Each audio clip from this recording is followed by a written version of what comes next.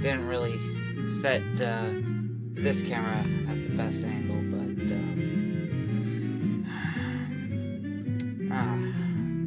I also forgot to put my socks on, but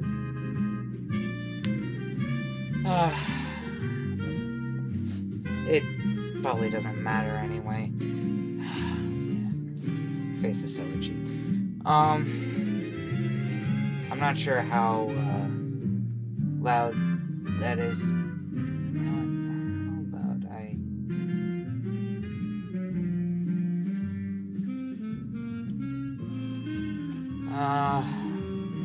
hopefully that's not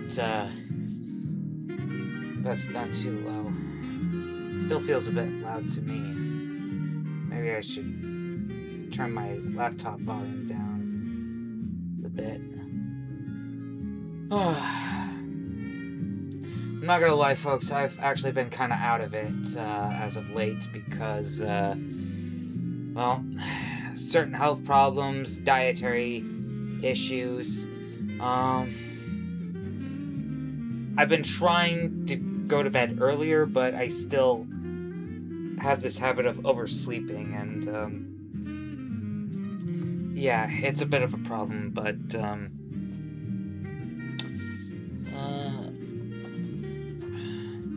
anyway, so I got the pockets all sorted.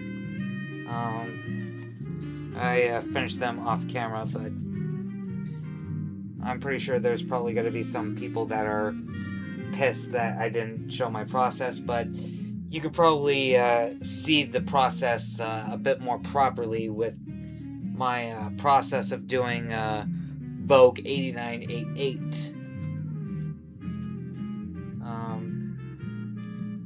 And it looks like I'm probably going to have to give all of this a good press, but I'll save that for a later time because now I should probably get started on the front facings and stuff, because the pockets, yes, the inner pockets.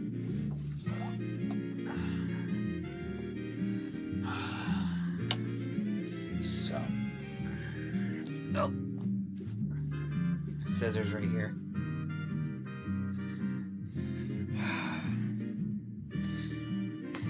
You may have noticed I did not, I'm still not in my best look, but, you know, I haven't been doing too good lately, so I just decided, yeah, screw it.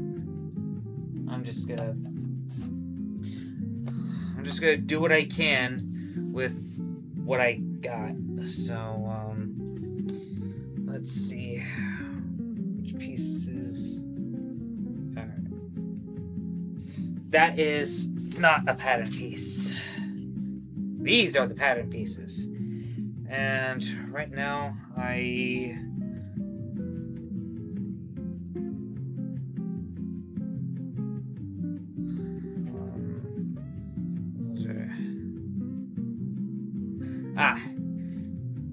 here's the inner pockets that I wanted.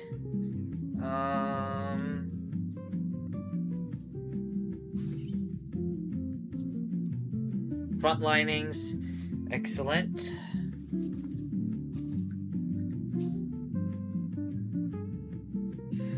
And let's see.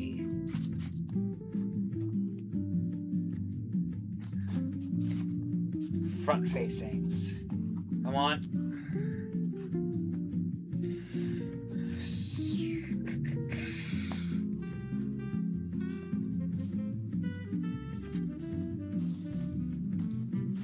All right.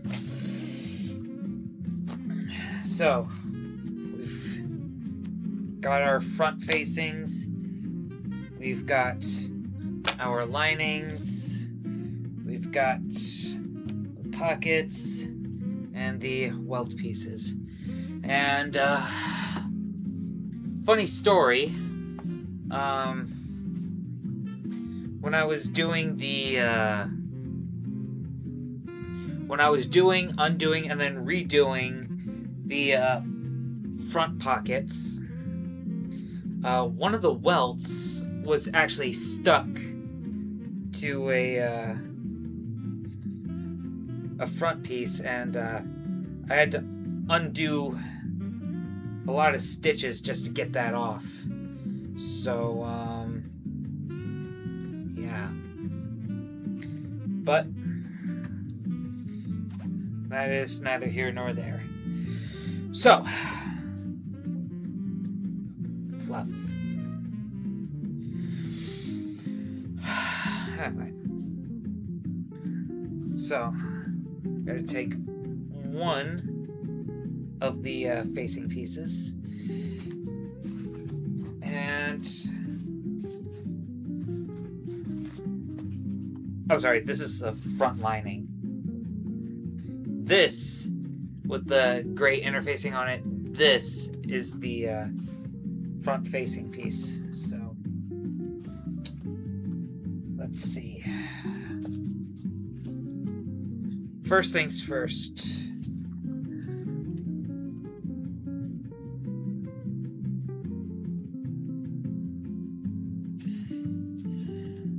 Gotta grab my pins. And gonna line up this top notch first.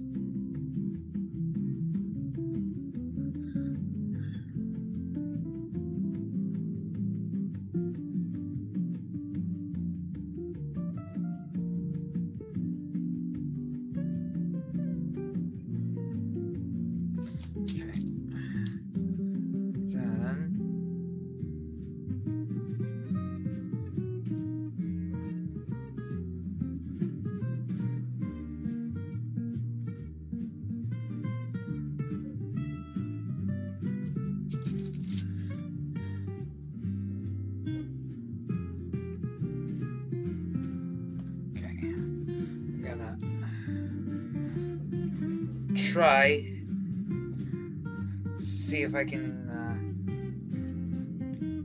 do all this without having to do an E-stitch.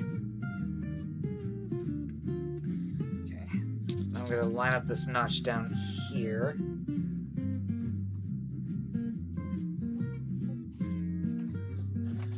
Should I maybe move forward?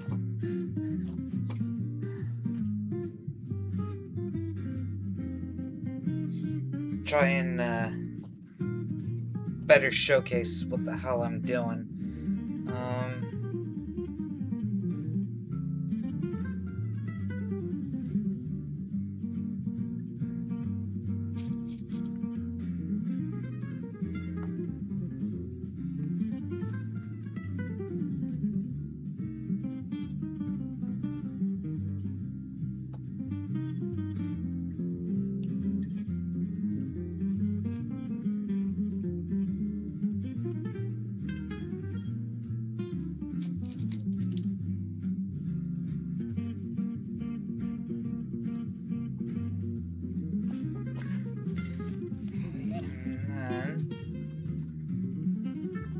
Let's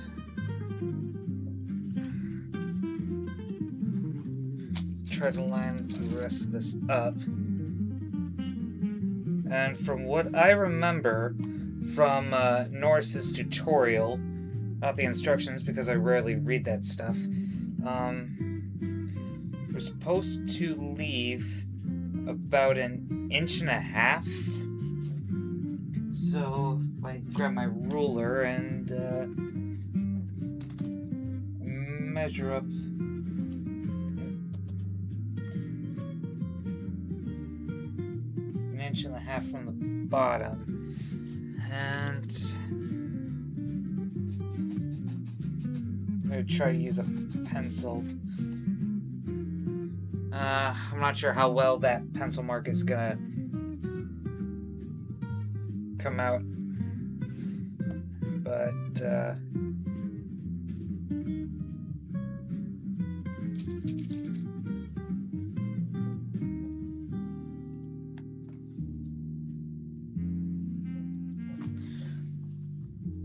Or maybe I should have tried,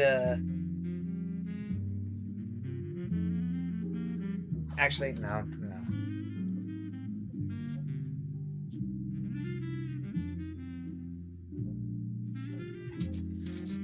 And I'll put a pin down there just for good measure. Alright.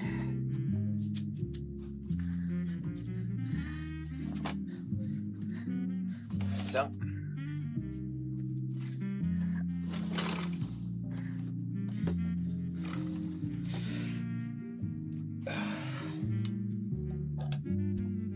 Sorry guys, if I breathe really heavily during the stream. I just ate. I had some biscuits and chicken gravy.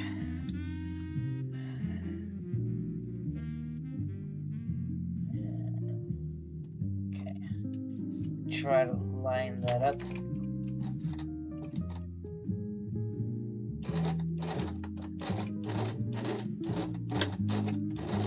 Back stitch at the beginning. And there's my pin box.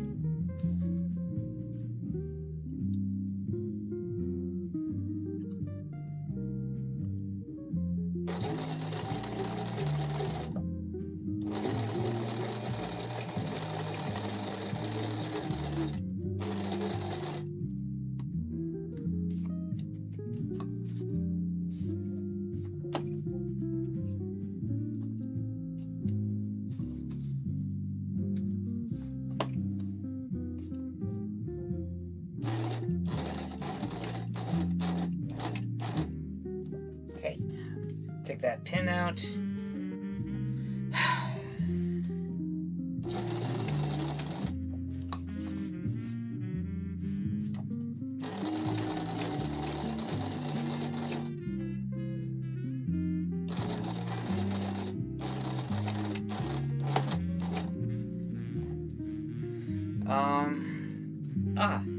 Here's something that I managed to surprise myself with recently. It was during one of Beauty's streams. It was a few people's birthday, and she asked what the birthstone for January was, and I said that the January birthstone was garnet, and then I managed to list the birthstones of each month, like, right off the top of my head. January was garnet. February was amethyst. March, which is my birth month, is aquamarine. April is a diamond. May is emerald. June is a pearl. July is a ruby. August is a peridot. September is a sapphire. October is opal and tourmaline. November is citrine and topaz. And then December has 3, if I remember right. It was tanzanite, zircon, and turquoise.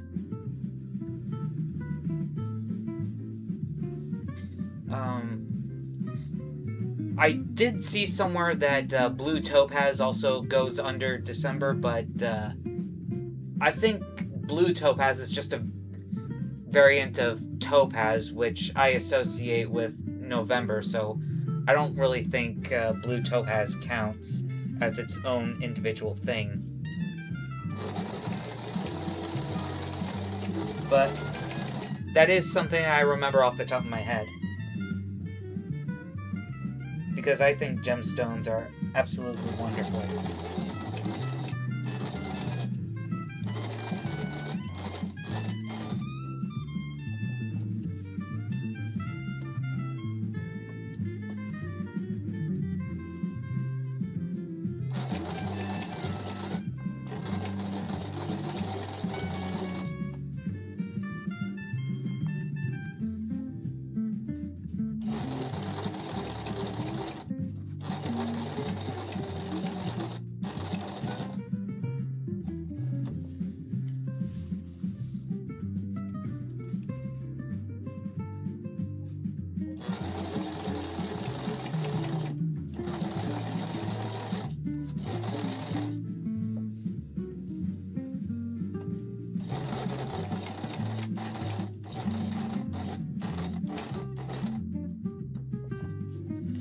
Hopefully I'm not getting any puckers or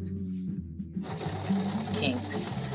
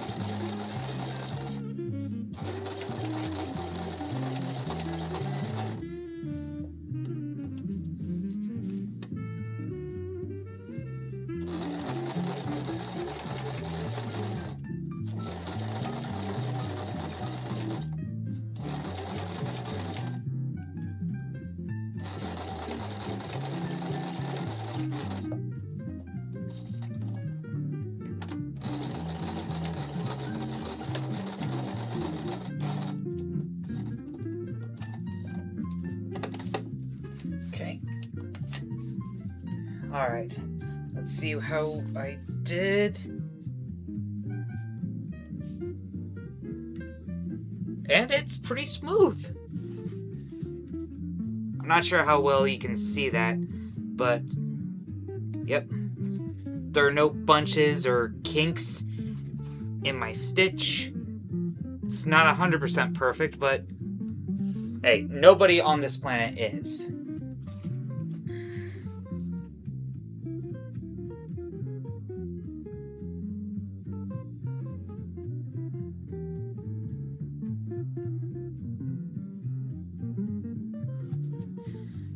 Alright. So, we took care of one side.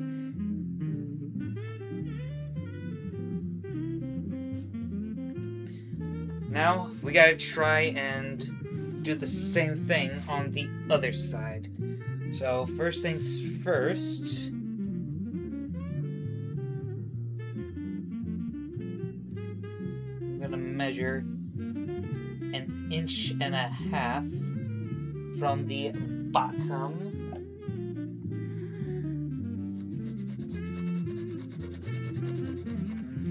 Gonna try to make that mark as best as I can.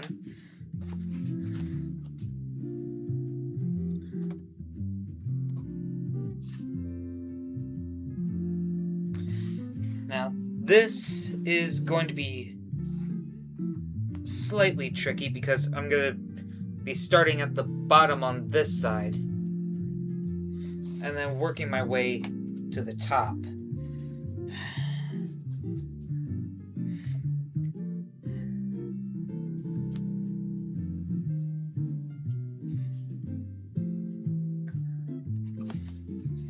Harry, I've reached the top!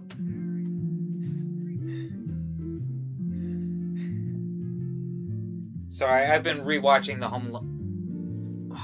Damn it. Keep getting those stupid bots.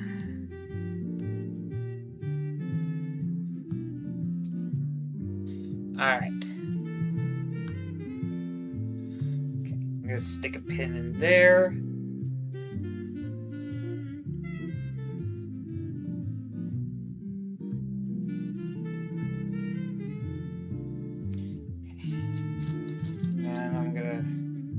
Stick a pin in here.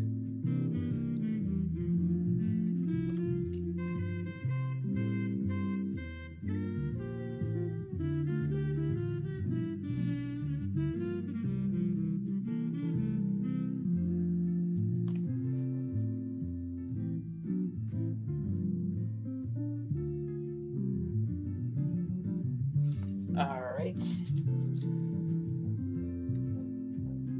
Inch and pin. And then there's another notch. Gotta line up.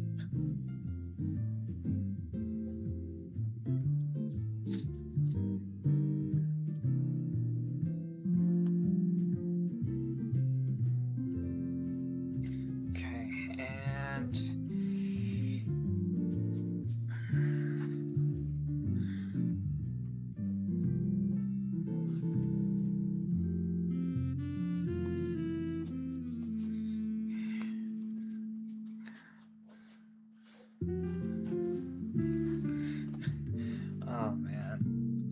keep remembering all sorts of things from various TV shows. Maybe he was snooping. Maybe he was trying to plant something, like drugs. In my record collection? What better place to stash the weed than with the Bob Marley, ma?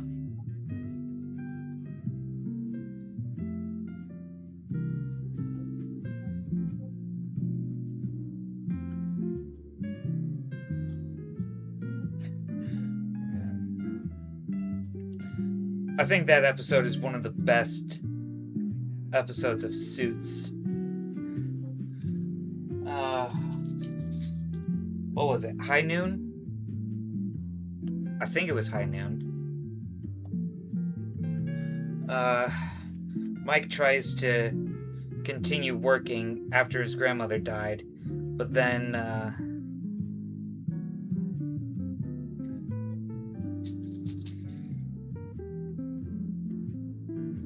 Lewis gives Mike a bunch of work to do, and Harvey tries to right the ship, but then Mike lashes out, and then Harvey sends him home, and then Rachel takes Mike to his grandmother's funeral, and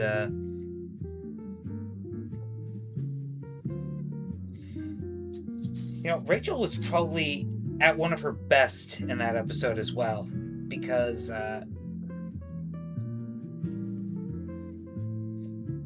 she tries to get Mike to deal with what's going on with his feelings, actually encourages him to grieve and prioritize himself over everybody else, and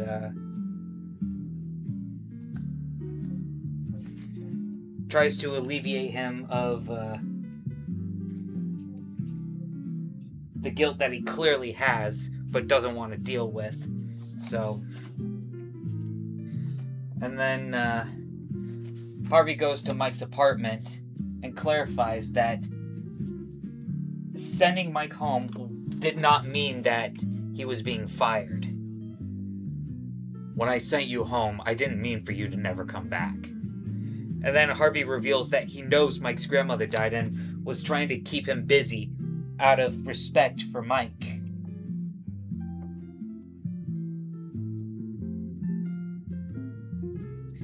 And then, instead of scolding Mike for getting high, which was one of the terms of the agreement for Mike being hired, despite his lack of a law degree or license to practice, he instead decides to get high with Mike. And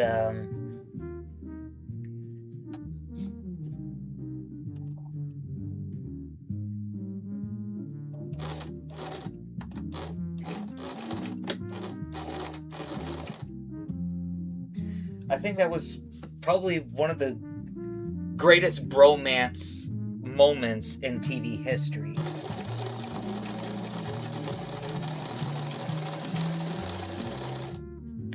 And then, while they were hanging out, they initially decide to play a prank on Hardman. But they back out when they start piecing together that Hardman had actually planted a fake document, which would have gotten Harvey disbarred, actually got Donna fired for a period of time, and was actually perpetrating a fraud, because we later find out that Travis Tanner settled with the firm because the memo was a fraud.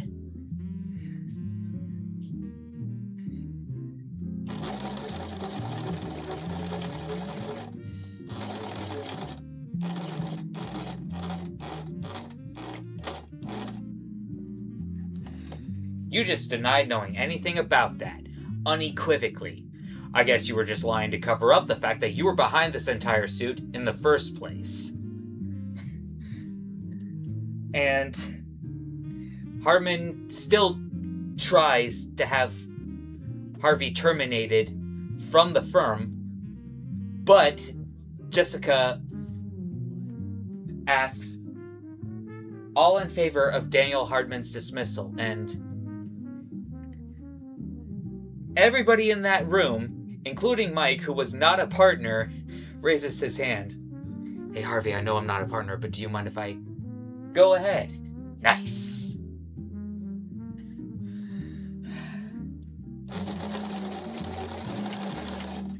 I love Suits.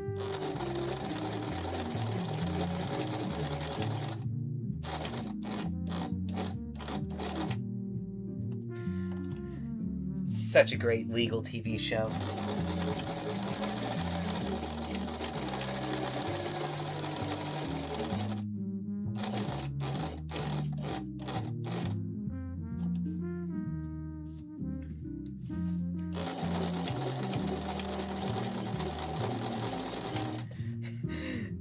Oh, and not to mention the fact that even though Mike did not get Lawrence Kemp's signature, he still showed a signed affidavit, and he said, I didn't sign someone else's name. I signed my own name. I mean, really, how often do you look at a man's shoes? And, you know, I think that's a really good question. How often do you look at another person's shoes? And I also heard that a lot of the times the clothes or the shoes that a person wears really says something about them.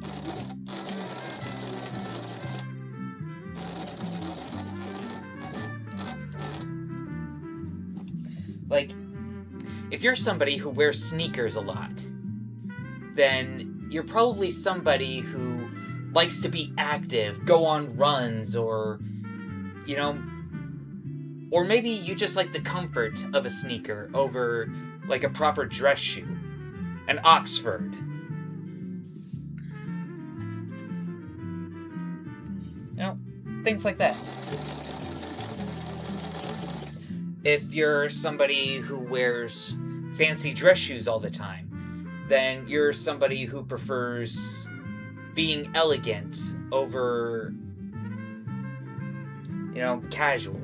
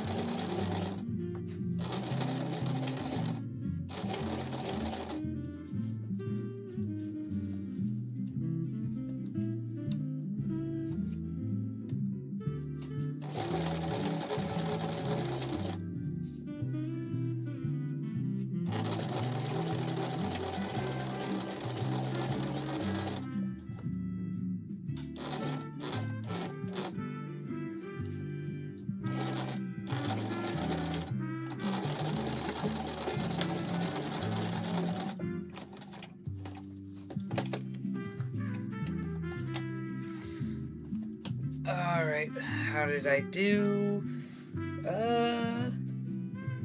Not bad. Alright. So, with, both of these stitched on, it's time to press.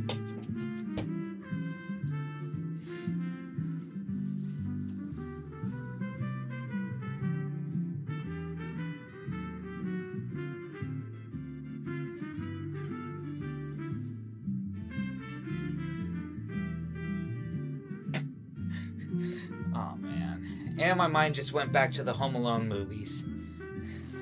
I was talking about shoes earlier, and it reminded me of that one moment from the first Home Alone. Marv! Harry? Why the hell did you take your shoes off? Why the hell are you dressed like a chicken? That's probably not a spot-on impression, but it is a moment from the movie. So yeah, that's something that they fixed in the sequel, Home Alone 2: Lost in New York. Whereas in the first Home Alone, Marv wore slip-on shoes which got stuck to the tarred stairs in the basement. And ultimately led to him stepping on that nail. Whereas in Home Alone 2: Lost in New York, he wore lace-up shoes. So at least he learned that lesson in the sequel, but he still has a genuine love of thievery and crime. And there's also something else that I want to mention. Like, I know that the Jewish people get a lot of hate and bad rep, and I know that there have been some really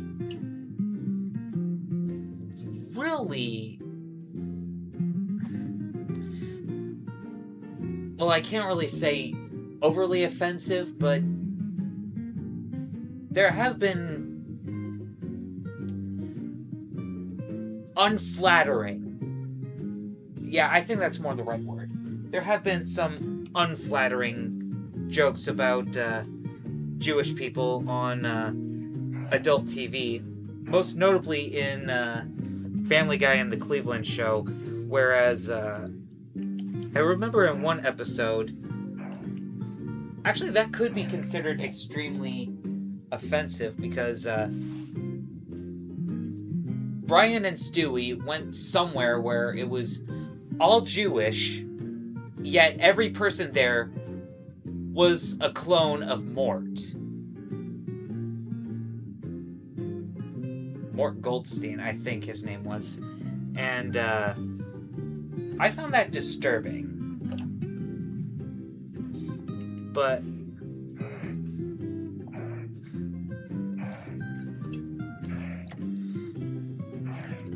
I think if there is one Jewish person who deserves any kind of hate, it's definitely Marv. And I believe Marv is Jewish because in Home Alone 2: Lost in New York, he says, oh, Happy Hanukkah, Marv.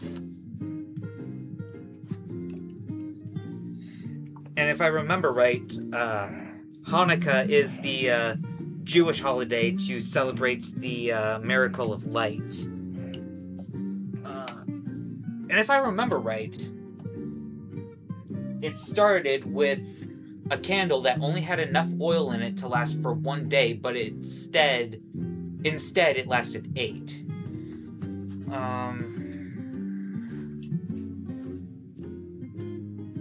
I could be misremembering the facts, but that is what I remember.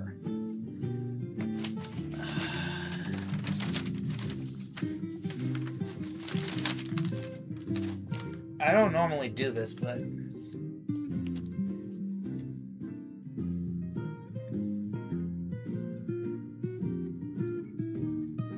okay, yep, I am doing it right. I just consulted the picture in the instructions for a moment because I was starting to second guess and doubt myself, but nope, I'm doing it right.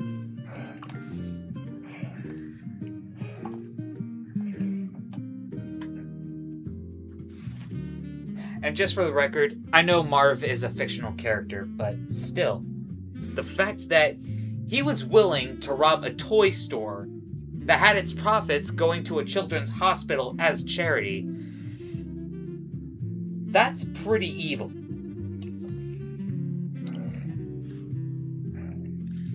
Even though he was just the stupid lackey following Harry's orders, the fact that he was still gonna go through with it in the first place, that's pretty evil.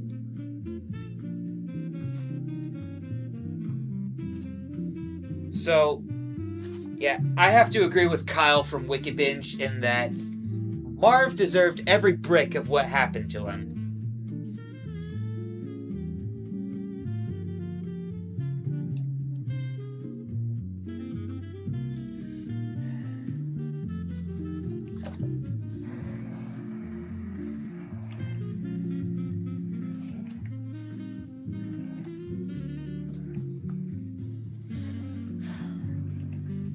So, now with that little rant over, I would like to request that everybody stop hating on the Jewish folk. Okay? As far as I'm aware, they don't really do anything that warrants that hate, so why bother?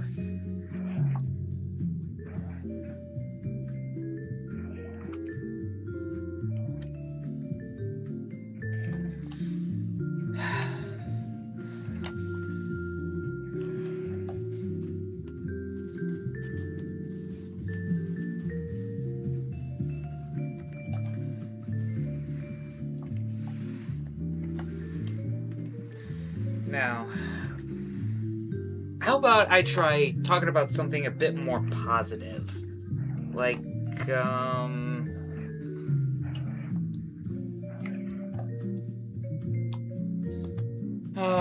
what's something positive that I can talk about?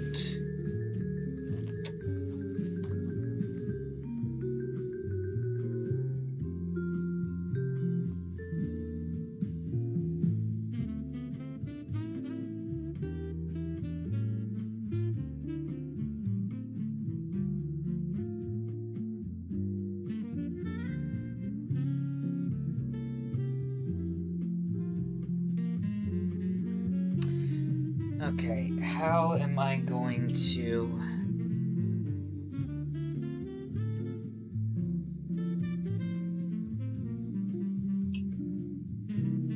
You know what? I think this might be a good moment to switch out the threads. Oh! I left my blue thread over there. Oops.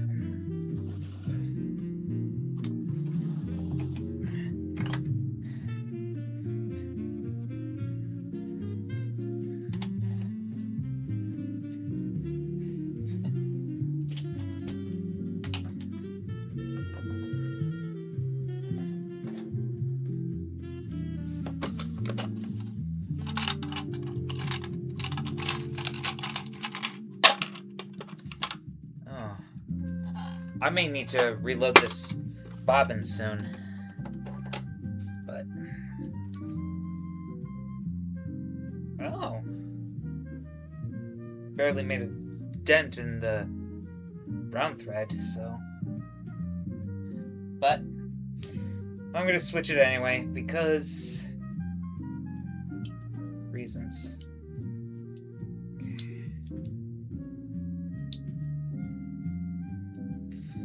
I'm gonna try to keep with the whole brown and blue theme throughout. Okay.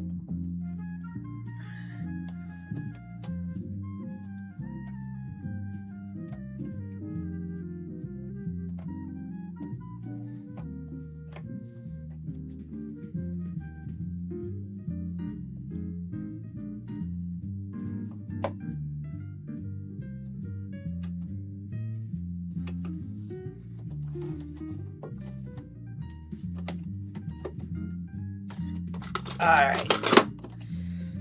So, switch that out.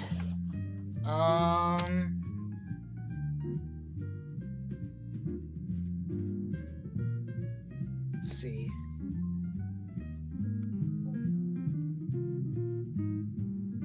So this welt gets full.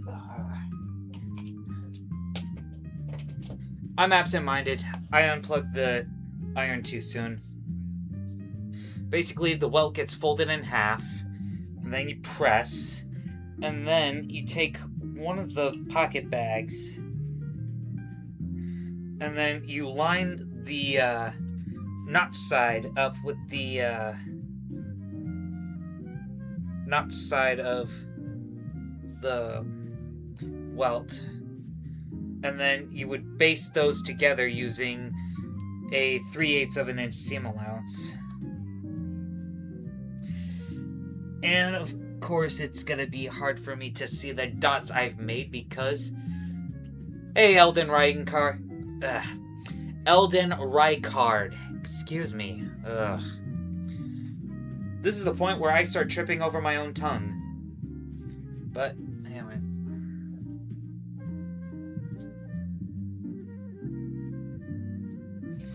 Okay. Here we go.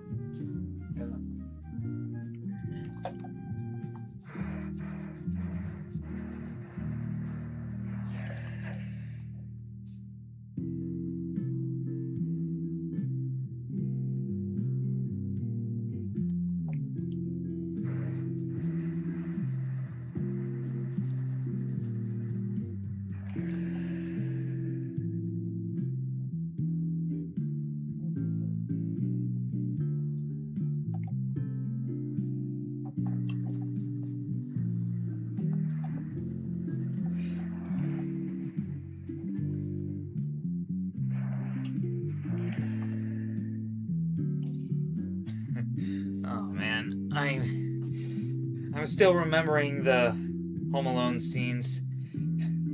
Help, my house is being robbed. My address is 656 Lincoln Boulevard. My name's Murphy.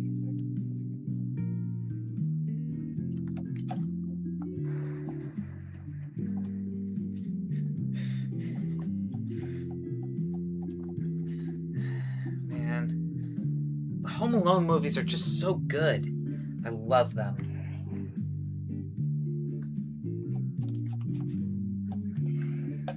All right.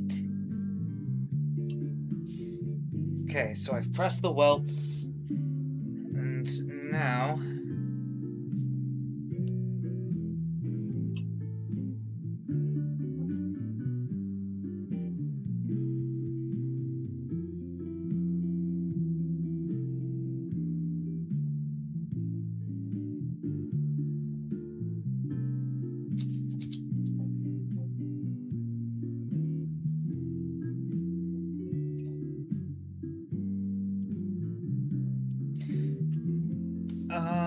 let's see, what else can I talk about? Oh! I, rewatched, Backstreet Boys, music video. I think it was, Backstreet's Back, where, each member of the Backstreet Boys was, dressed as a, scary movie figure.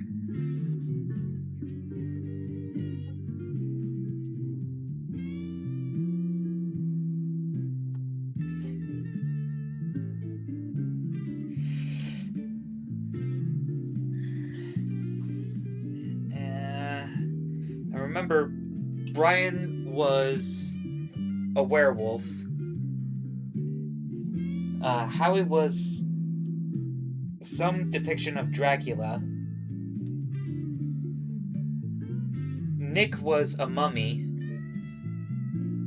AJ was the Phantom of the Opera, I think, because he had a half mask on.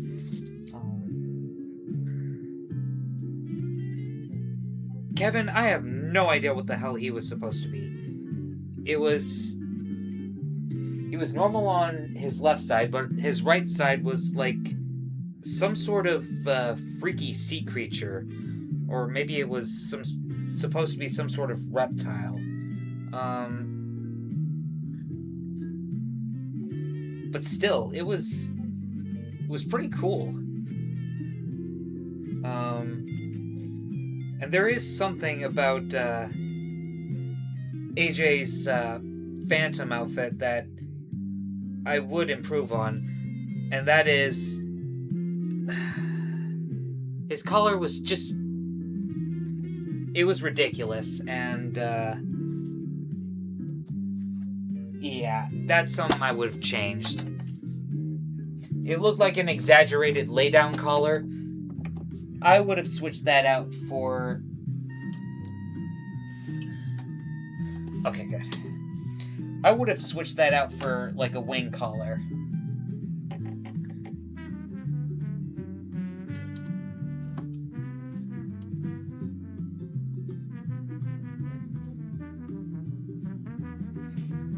Maybe I should put an extra pin at the notch, just so it doesn't slide around too much.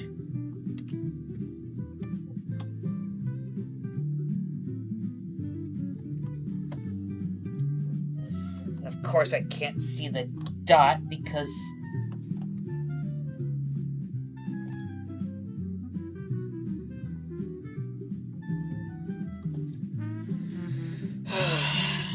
damn shadows. Okay. Let's see if I can...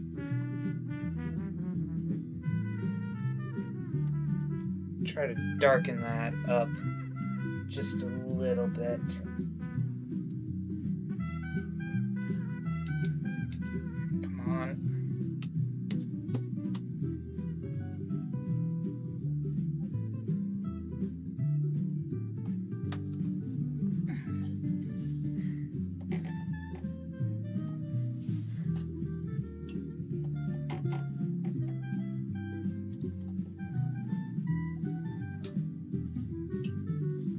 Right.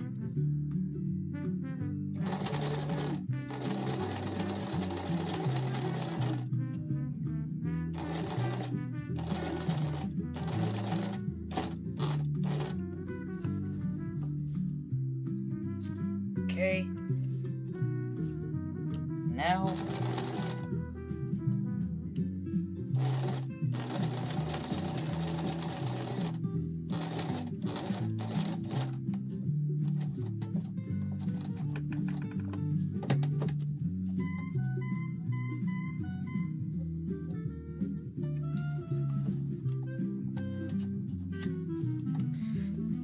all right. Got that basted into place. That's good. Now let's get the other one basted. Gotta make sure the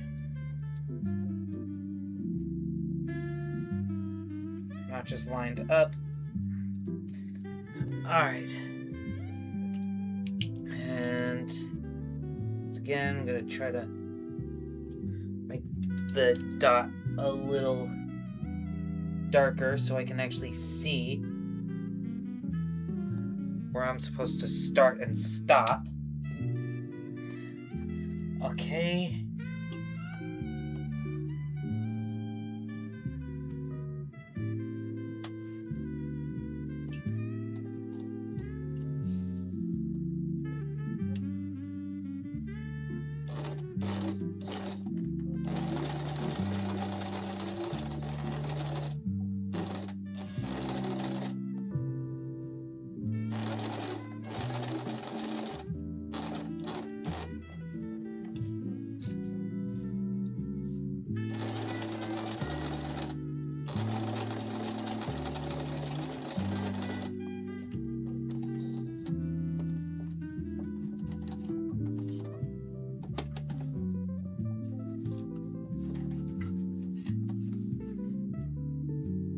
Oh.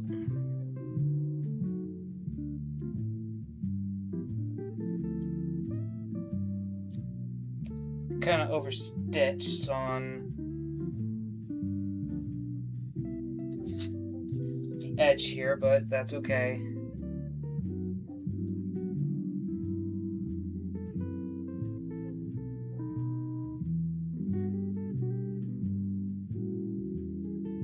There we go.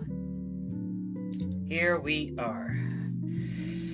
Okay, got 2 welts and pocket bags basted on.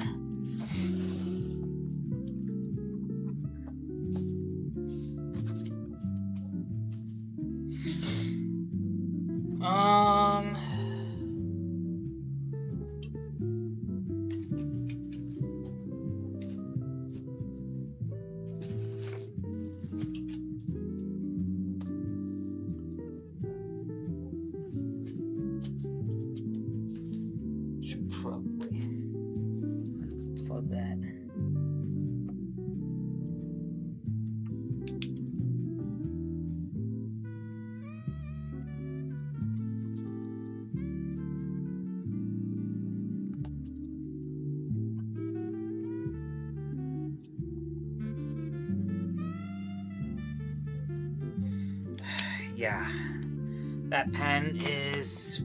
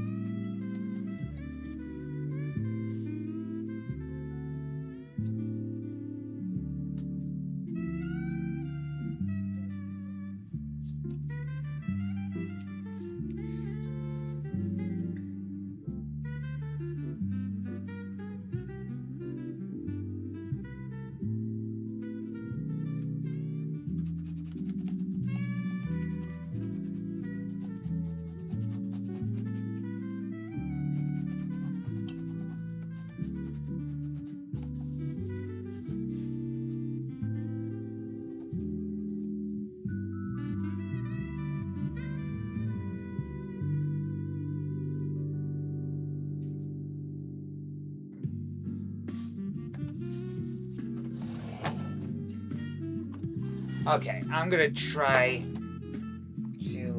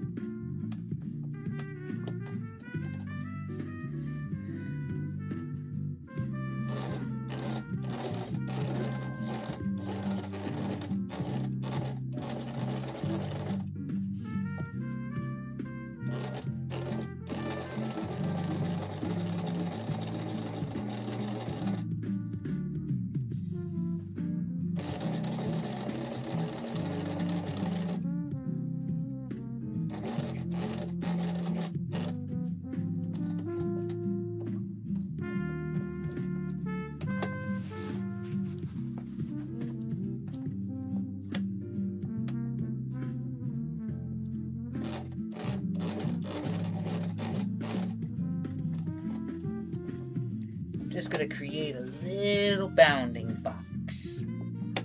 A bounding box. Bounding box.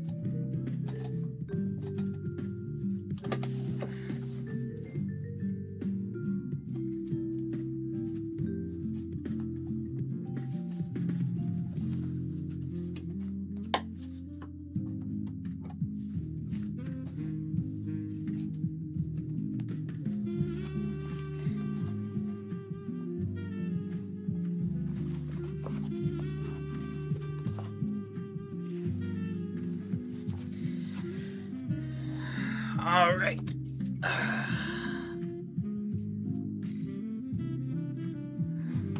Then what you do on one piece, you gotta do on the other. Because symmetry.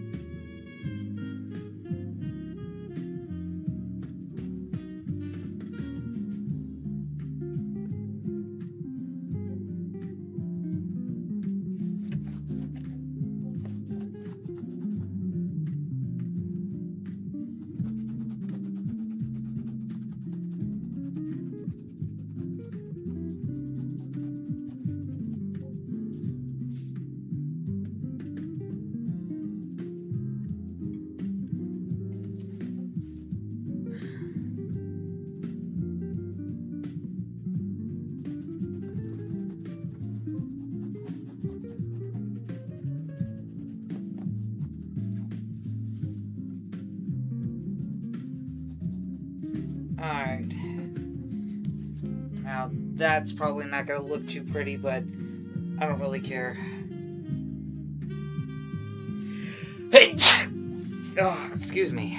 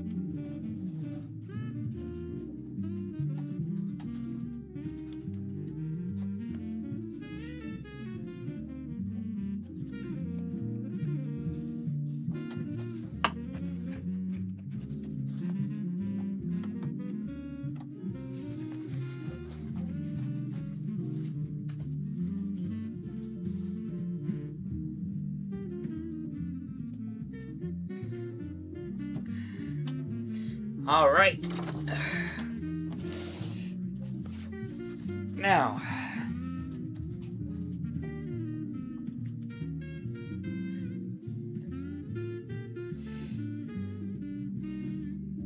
next objective.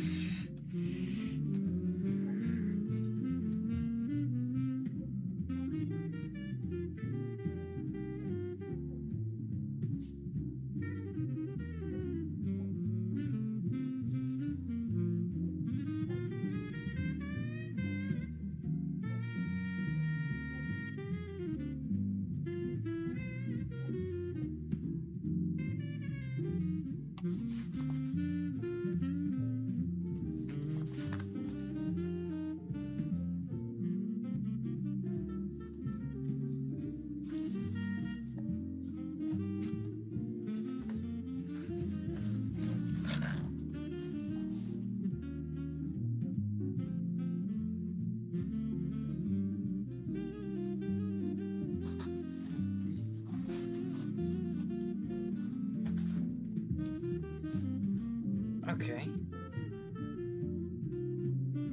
So, if I just line that up, and then if I stick this pin right there,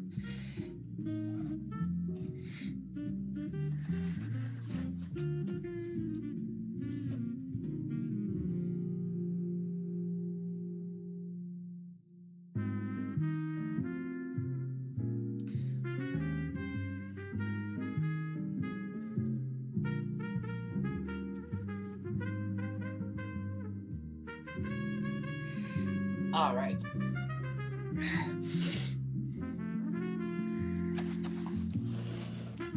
And I think I can switch back to the brown thread now.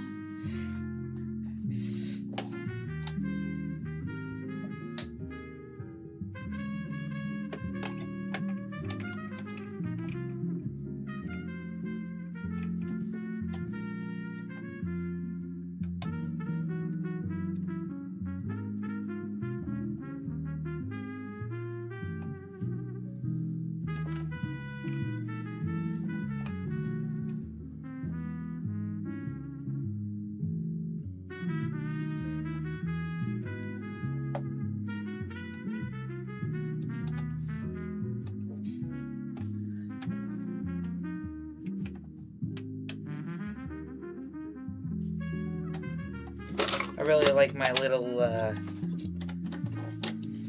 needle threading device right here. It really saves me a lot of time.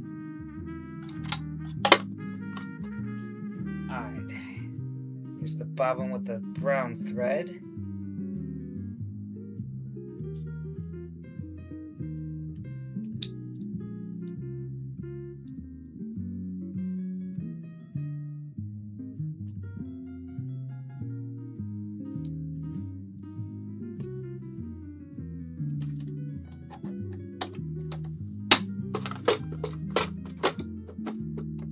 Alright, come on.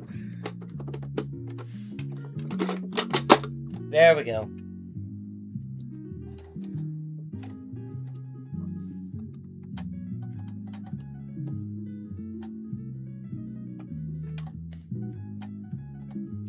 Voila.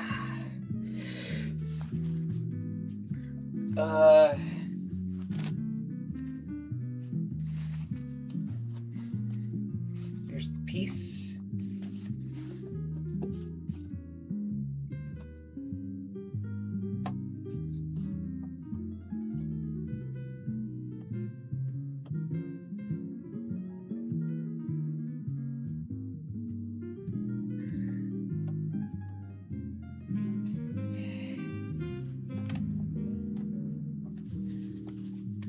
Well, I should probably also shorten the stitch length, since I'm actually going to be stitching this.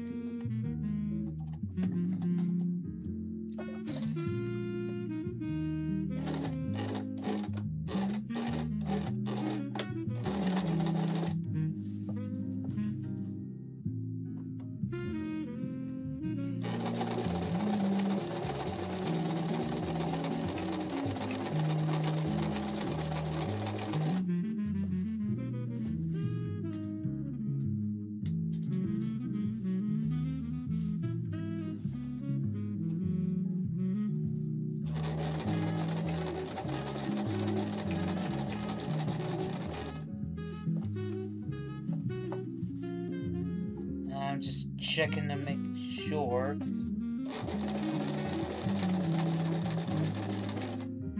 Stitches line up.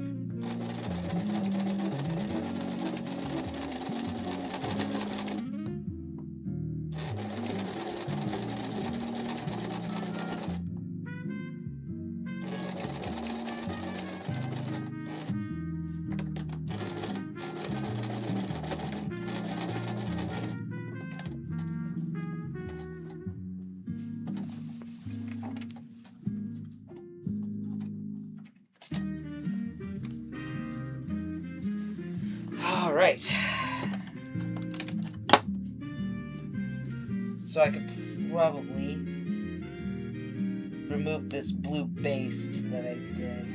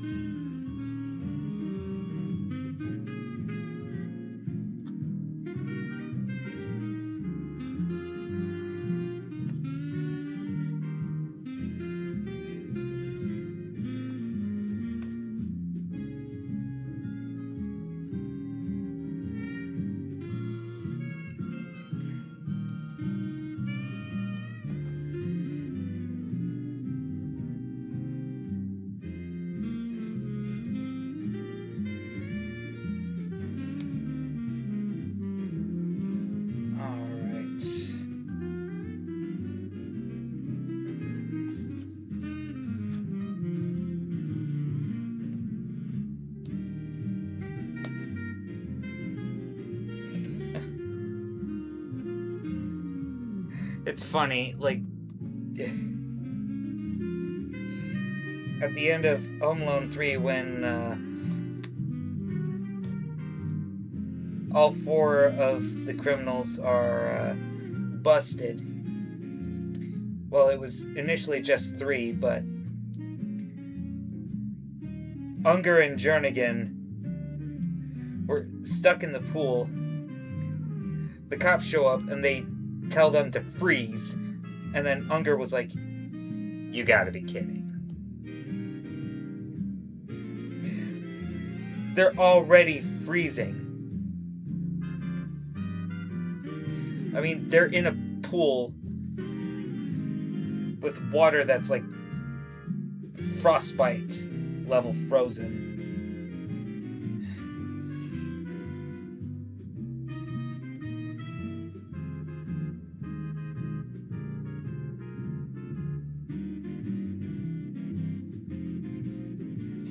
All right.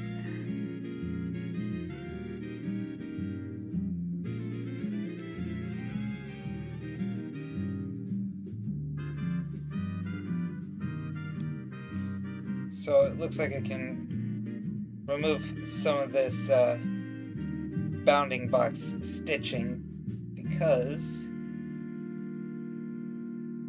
the permanent stitch doesn't reach the end of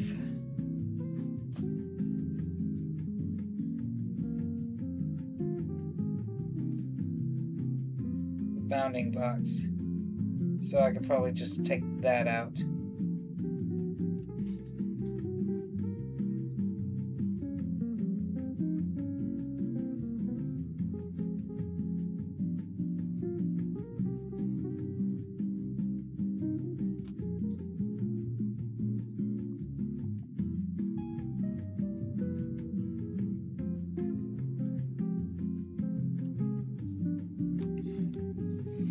Alright.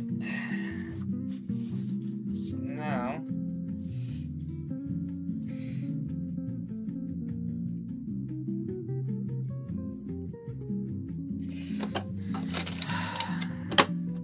I actually have 2 stitch rippers. This one is a bit better for actually cutting through material. So I'll use that to start this little tear right here.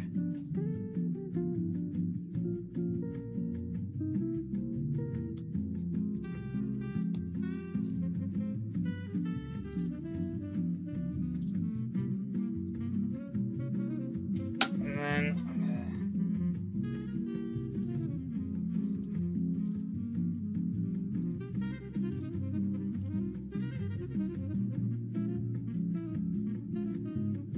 then I'm gonna try to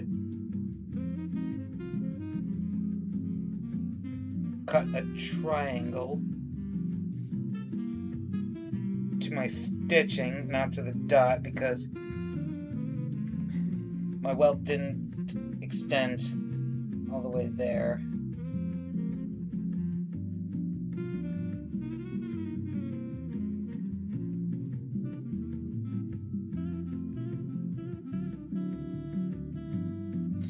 Alright, there's that.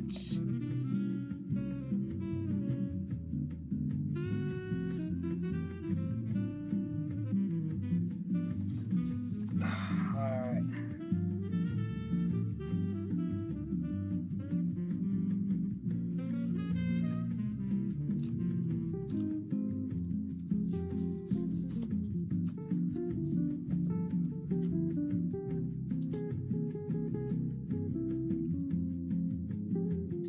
Alright. Oh, I'm sorry, you probably couldn't see any of that. But, basically, I had to slash down the middle here. And then, I cut, this outer side towards where my stitching ends. And then on this side, I tried to cut like parallel to where that stitching ended, because I kind of overdid it with taking out the stitches. But anyway, so I'm gonna plug my iron back in, and then I'm gonna bring this to the inside.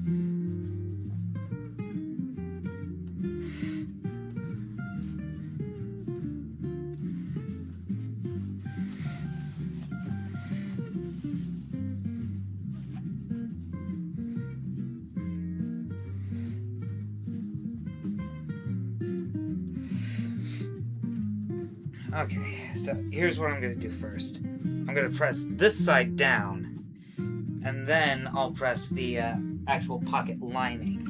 So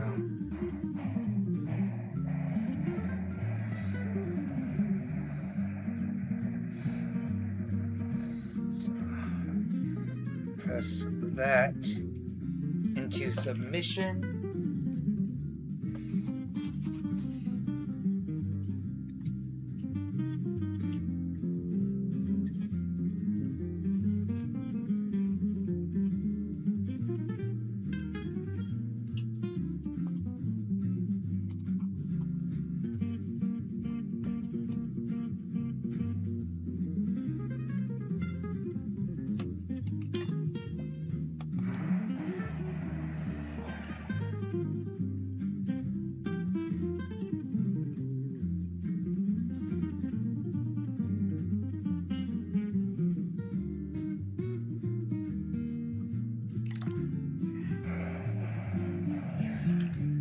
That side, and now we come to the inside, and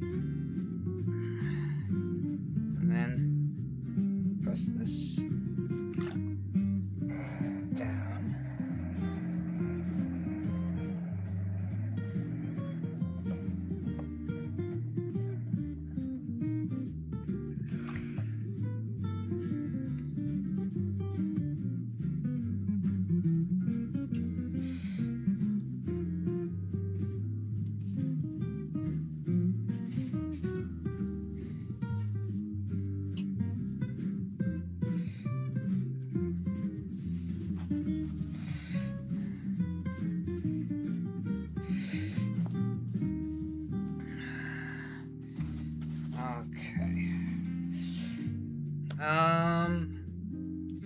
I think I'll tack down the triangles now.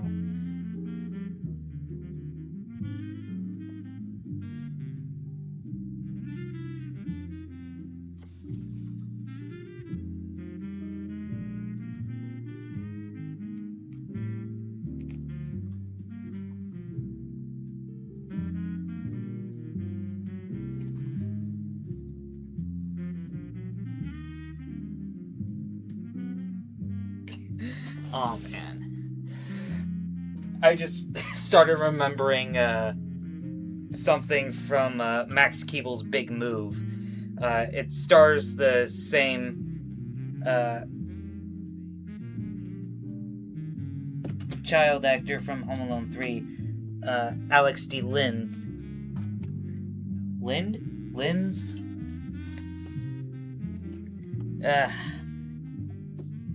Maybe if I reread his name, I'll get it right, but...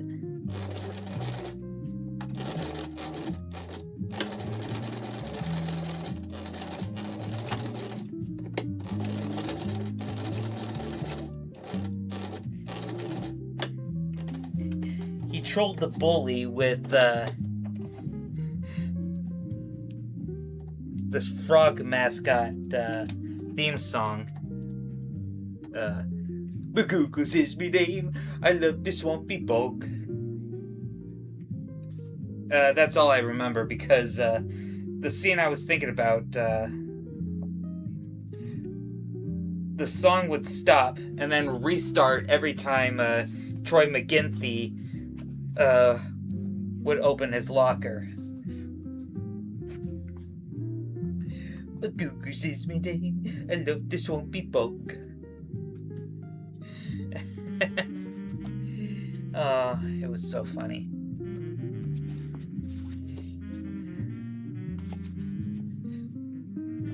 It might not be the best Disney movie ever made, but it does have a certain charm to it.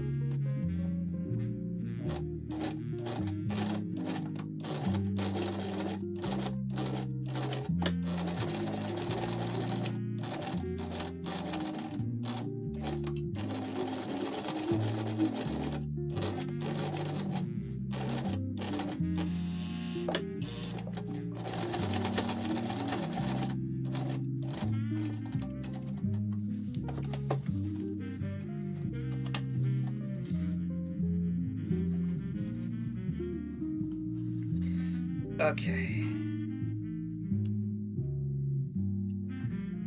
And now...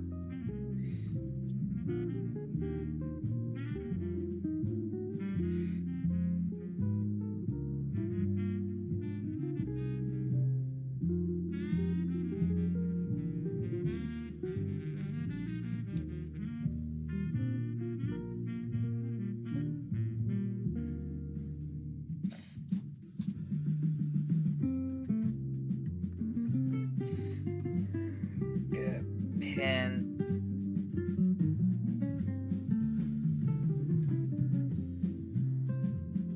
all across.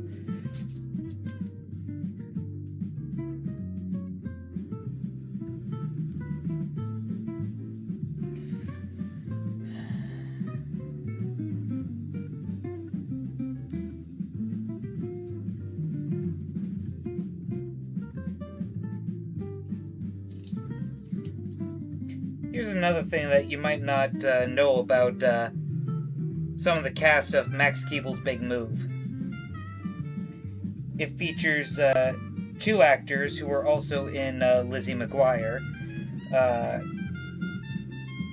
Robert Carradine and the guy who plays Gordo. His name escapes me, but I'm sure somebody probably knows who I'm talking about. But it also has Justin Timberfield, I think his name is, the guy who played Reese in Malcolm in the Middle. It also has Josh Peck, who many people may remember from Drake and Josh. But of course, Max Keeble's Big Move came out in 2001, so it was definitely before Drake and Josh. It was probably more around the time where he was doing the Amanda Show.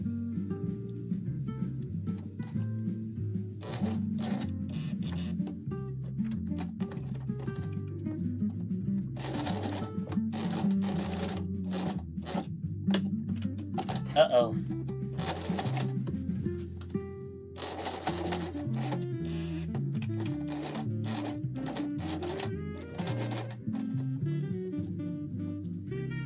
Sounded like there may have been a jam or something.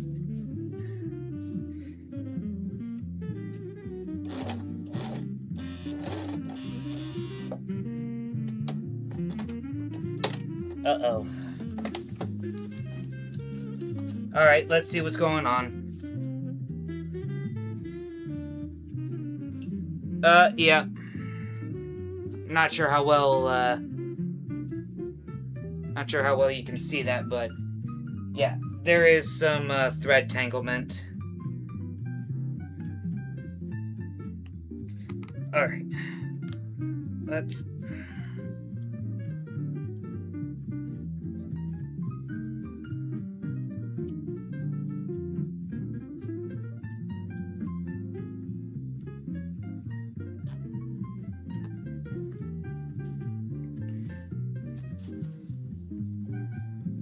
There we go. That's better. Alright. So, let's get this back into place.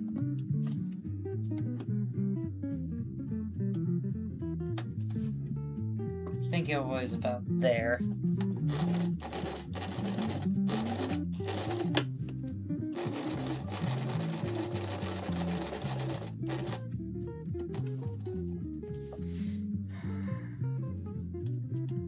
Oh, the actor that played Troy McGinty, Noel McFishel? He's a Canadian actor, but he was also in Law and Order Special Victims Unit as Dale Stuckey.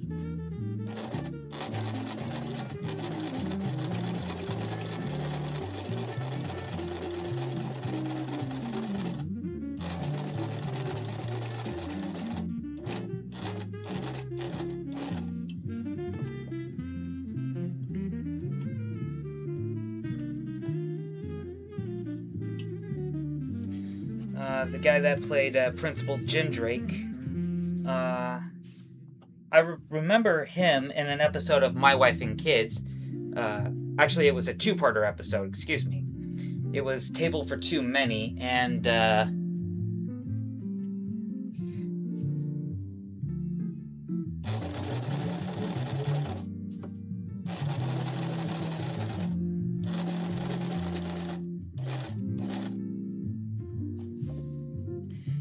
I believe his character's name in My Wife and Kids was Stuart Tyler.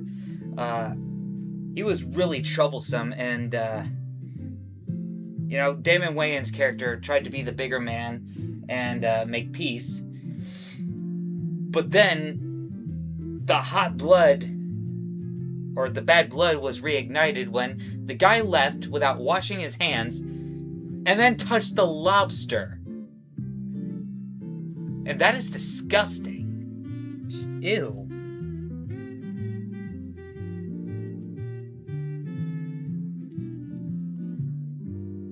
People like that nauseate me.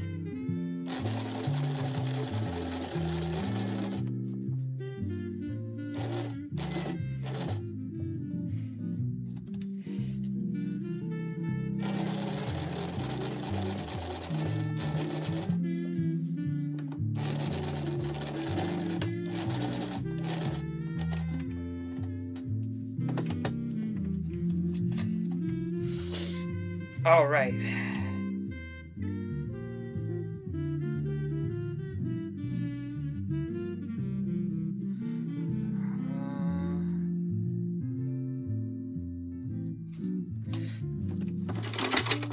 Okay. And now, let's see if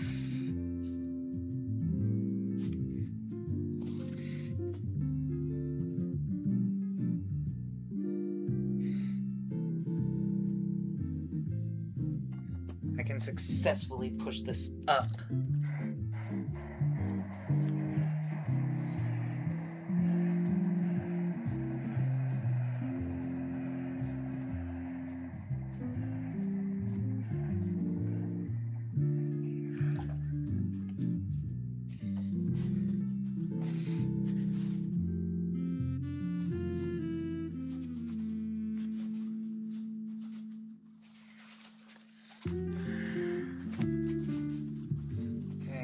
Not the best press job, but try again. I'm doing it this way. Perhaps like this.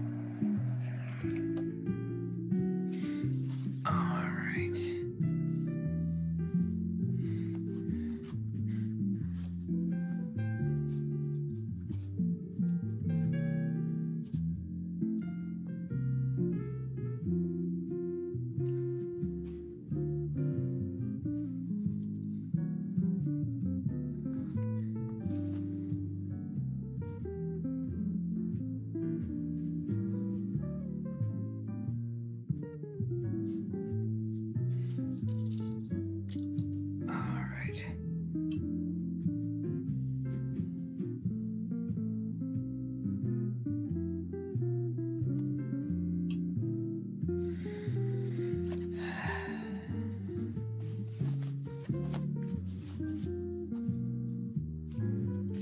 Oh, I just remembered another thing.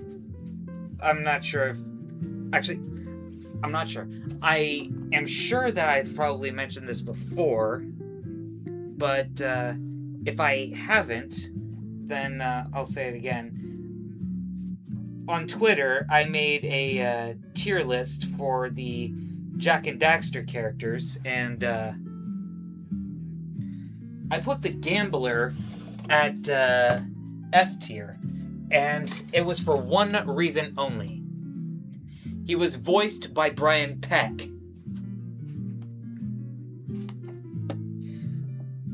And if you know who Brian Peck is, I probably don't need to explain myself any further.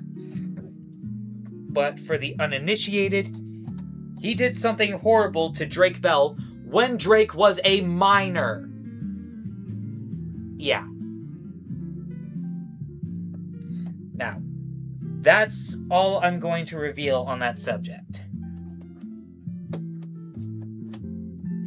But yeah. Being voiced by Brian Peck, that, in my eyes, is more than enough reason for a character to fall all the way to the bottom of F tier.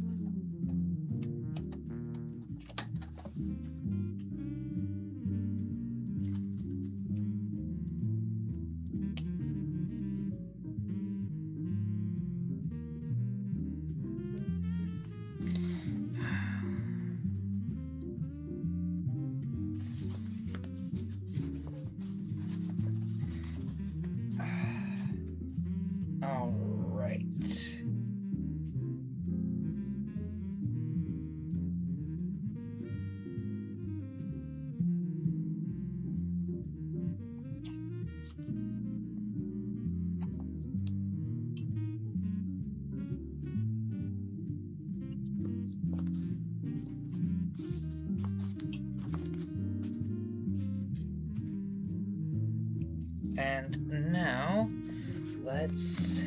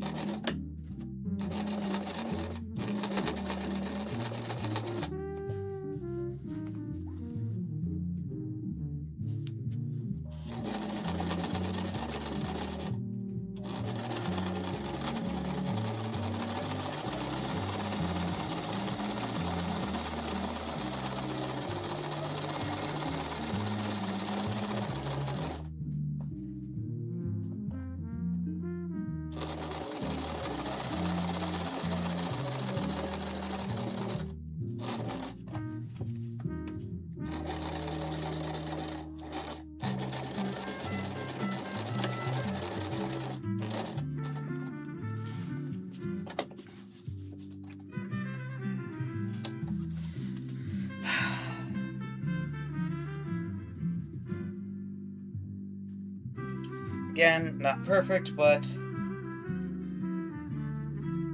nobody on this planet is. So, I'm gonna trim off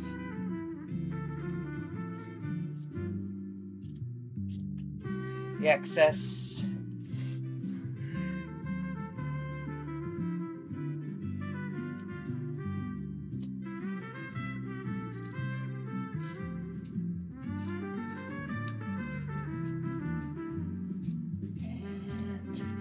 Voila!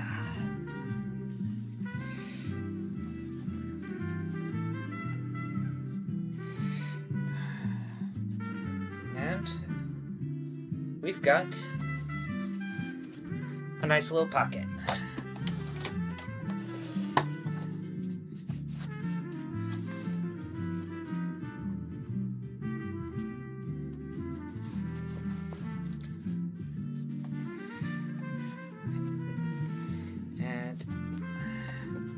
Now,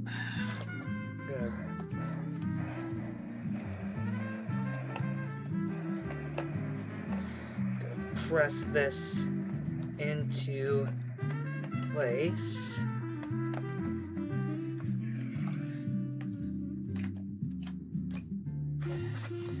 Or I should say, press this into submission.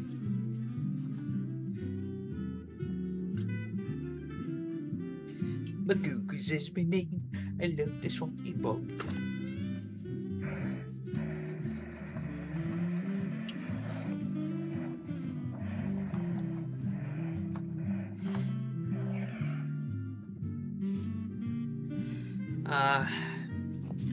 Not gonna lie though, if I had the choice between Max Keeble's big move and blank check. Kelsey! Kelsey! It is so good to see you. How are you doing, my darling? Wait, why did I just say my darling? I don't know. But anyway, serious question. How are you, Kelsey? Just doing school stuff. Okay, that's cool.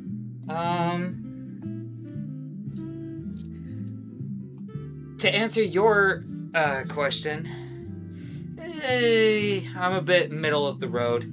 I could be better, but I'm not as bad as I was last week because I was feeling under the weather. Let me try that again. I was feeling under the weather. Then I got a bit of an upset stomach because dietary problems, and then I've also been having trouble with sleeping, like falling asleep at a decent hour, so on and so forth, but hey, life has its ups and downs, and what doesn't kill ya?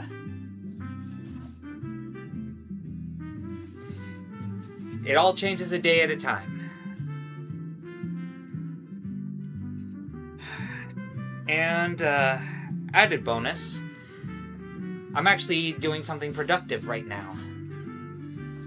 I'm working on this suit jacket that I've been wanting to do for quite a while. Let's see. Oh, I'm going to cut this thread here.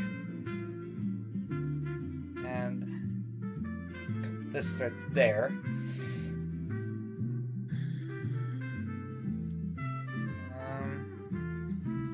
I've also been thinking about other stuff. Can you say something positive and inspiration for your friend Sheldon? Ooh, Sheldon. I don't think I've ever met anyone named Sheldon. Let's see. Something positive and inspirational.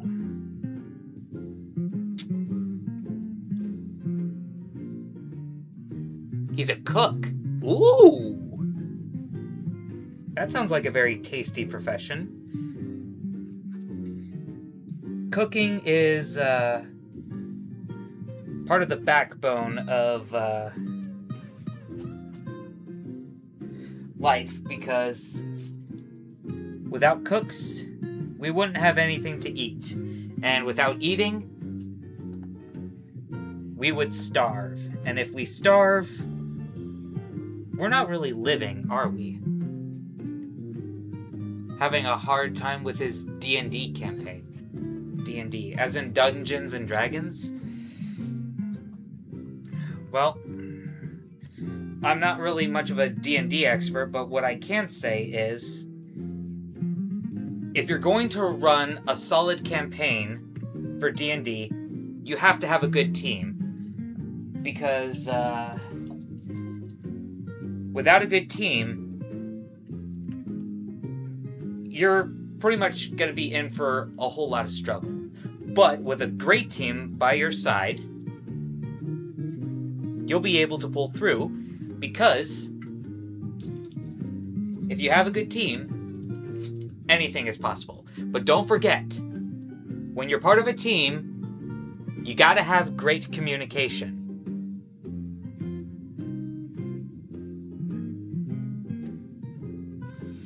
Without good communication, nobody wins in the end, because there's no resolution.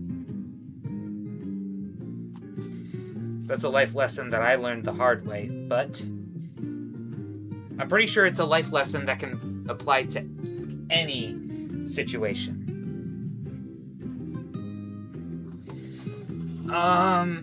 Let's see.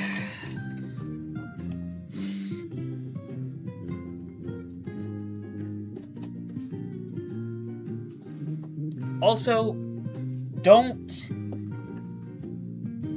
give in to the temptation to give up, because giving up never helped anyone. Believe in yourself, believe in your team, and persevere, because, hey, whatever challenge comes your way, you gotta just grab it by the britches and say, no, I will not give in to your demands. I will see the problem, and with my team, we are going to kick your keister! Now, I'm not sure if that's the best inspirational speech I could give, but hopefully it's something. Remember, I'm not perfect Casanova, I'm D Casanova.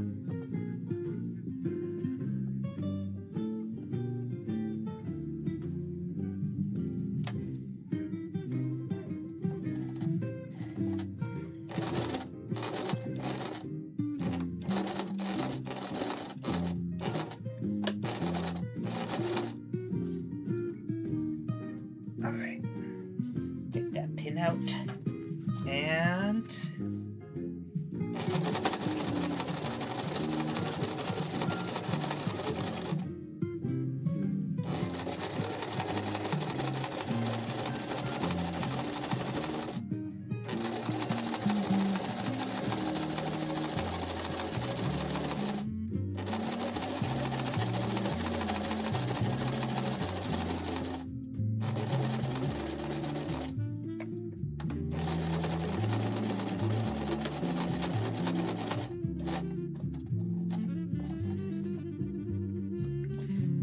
that pin.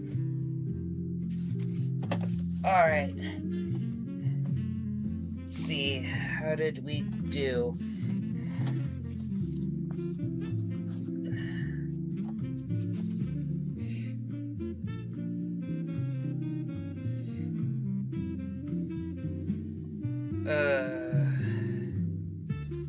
Okay, it's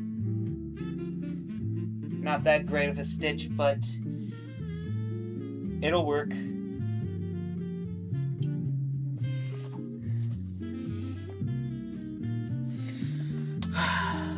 BRB? Okay. In the meantime, I've got some stitches to remove. And I think my feetums are numb.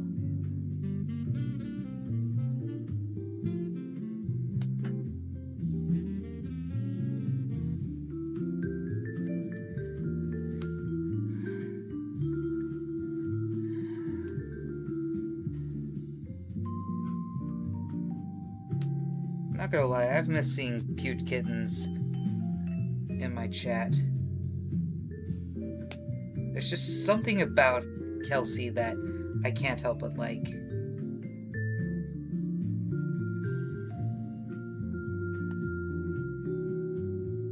I think part of it is the fact that I've actually had the pleasure of meeting Kelsey in real life.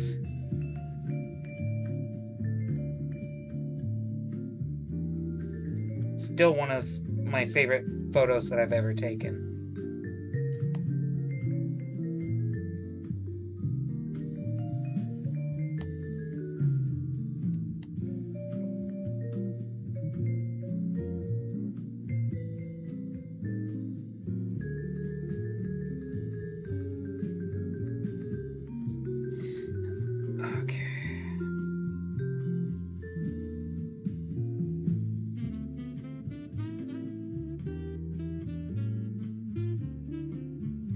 Oh, and I just remembered another thing.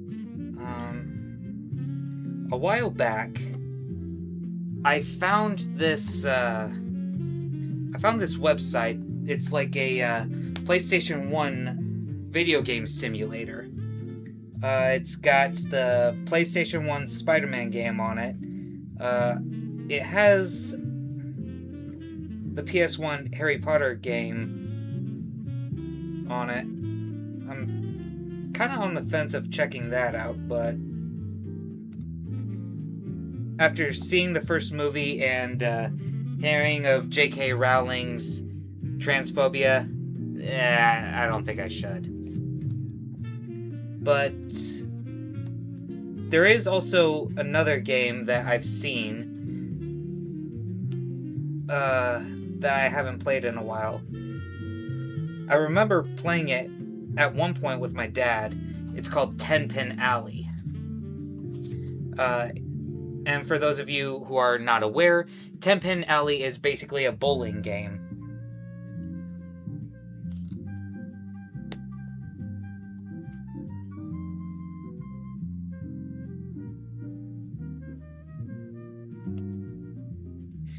Now, it's not the best game ever established, but from what I remember, I did enjoy it.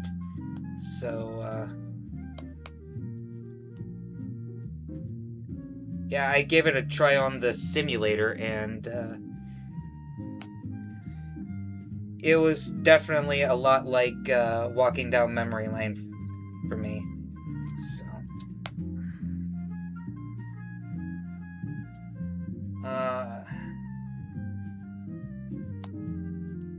unfortunately, I can't remember for the life of me what that website was called. I think it was psx.something. My memory is pretty fuzzy on that, but I do remember trying a Tenpin Alley on it, and I enjoyed it. Brought back some positive memories from my younger years. And, you know, it's funny. Terrible situation can still provide some good memories. Like, I remember, I was living at a townhouse at the time, and we lost power for multiple days, and, we had to go to my grandparents' house in Snohomish in order to do anything that we would normally do if we did have power. And my dad brought over his PlayStation 2 and some of the video games, and I remember seeing Tenpin Alley, and I asked him about it, and we put it in, and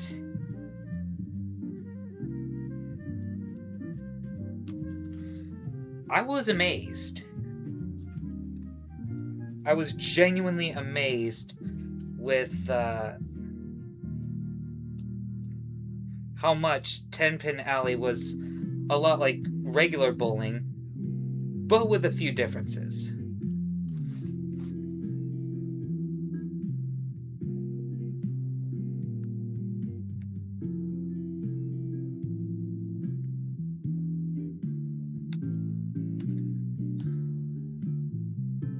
So, yeah.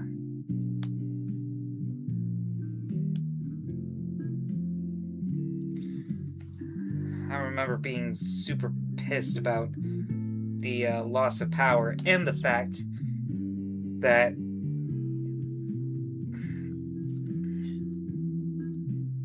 the loss of power rendered the home at the time to be completely useless.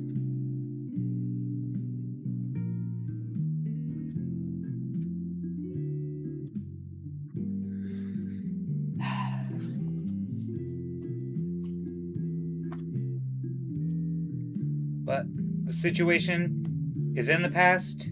It's all done and over. And right now, I'm in a home that not only works, but I can definitely continue to live in quite happily because I haven't lost power in a while, and thanks to the hot water,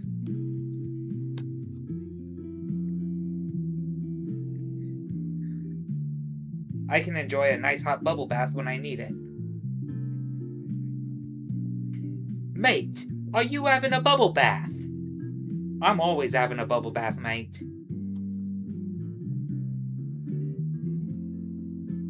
Because bubble baths...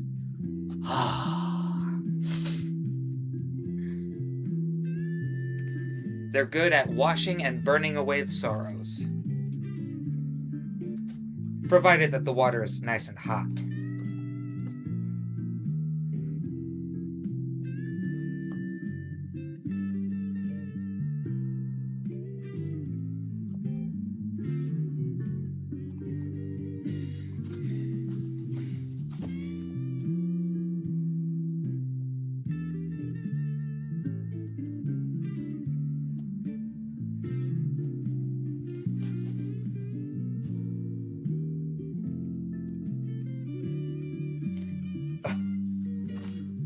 And I just remembered another thing from my younger years. Oh! I was startled for a moment. I almost thought that I put this thing on upside down. But nope. Nope, nope, nope.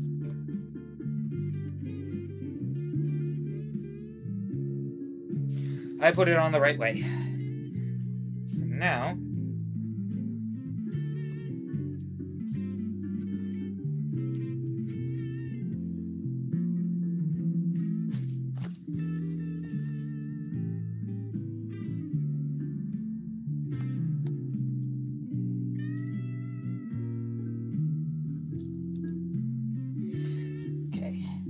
rip a little slit.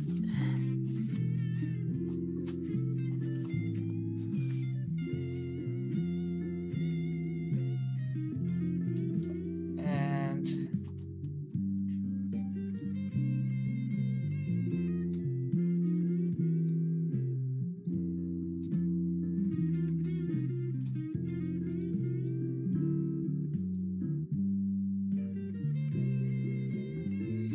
okay.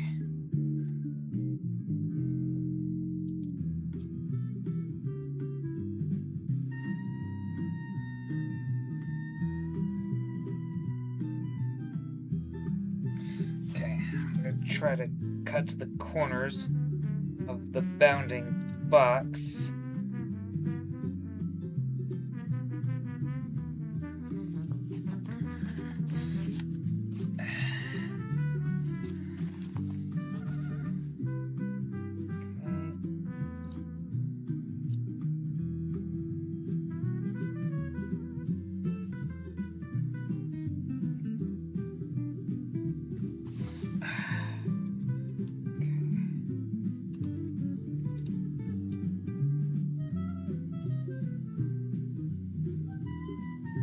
Cut to the stitching, but not through it.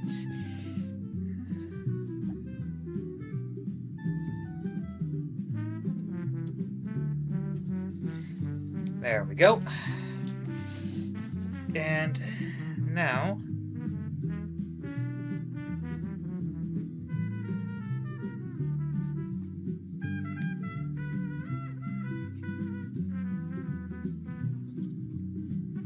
it looks like I have a notification on Discord.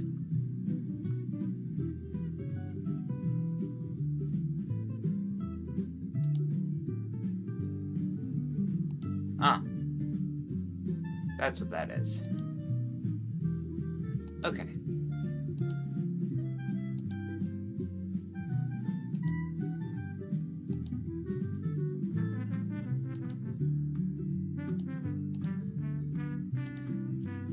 There's all sorts of things going on with my Discord notifications, so...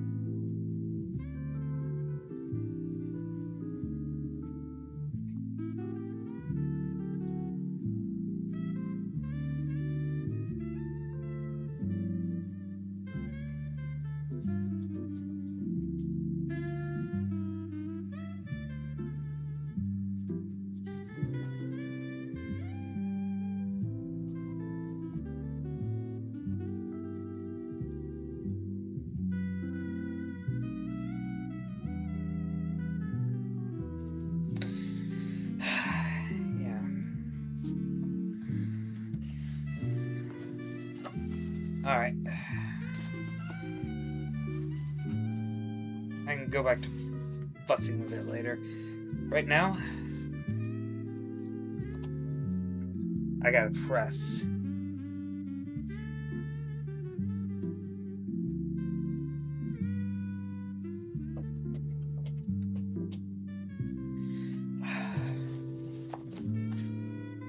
My little feetums are getting numb. Why do I keep saying that? My feetums.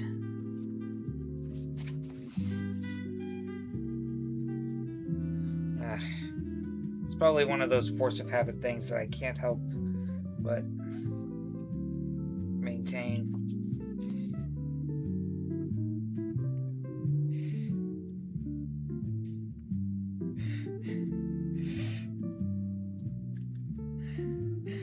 Oh man, I just remember that scene from Black Sheep. Damn it, the nitrous oxide's leaking into the car! Oh man, we gotta maintain. If you just drive the speed limit, I think it'll be cool.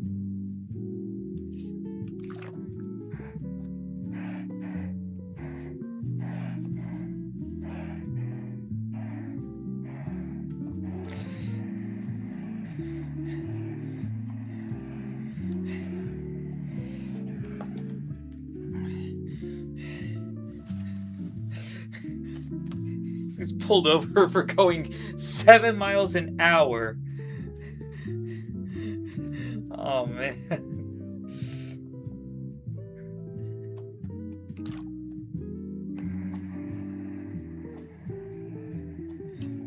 Butchered 400 chickens and screwed a beagle. Oh man. R.I.P. Chris Farley. One of the funniest people to have ever lived.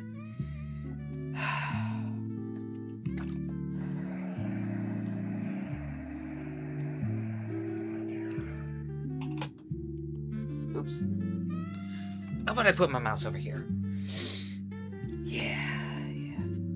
That's better. Oh, excuse me.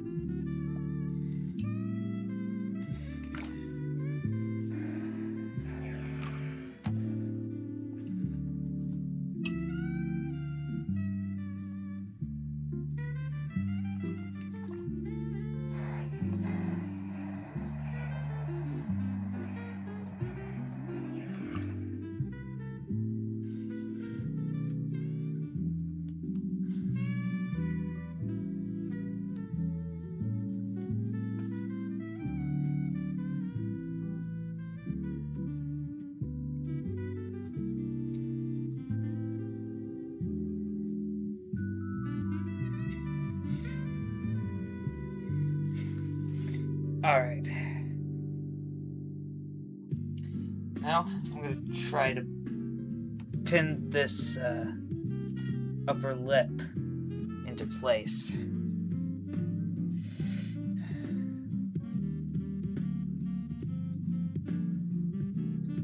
I gotta say, one of the great things about learning to make your own garments is you get a bit of appreciation of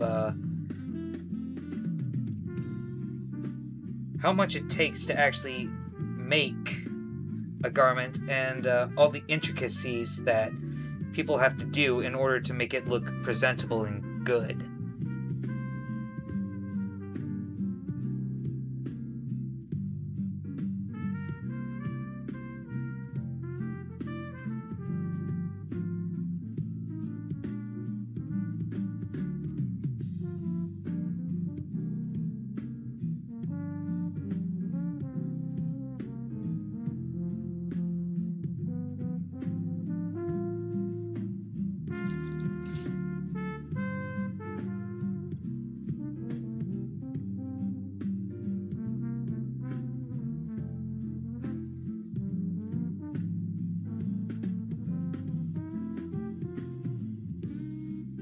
Alright.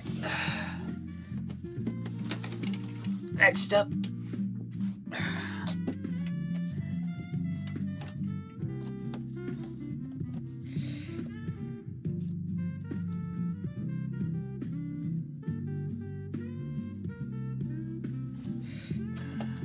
I wonder how Nicole's doing. I should probably send her a message.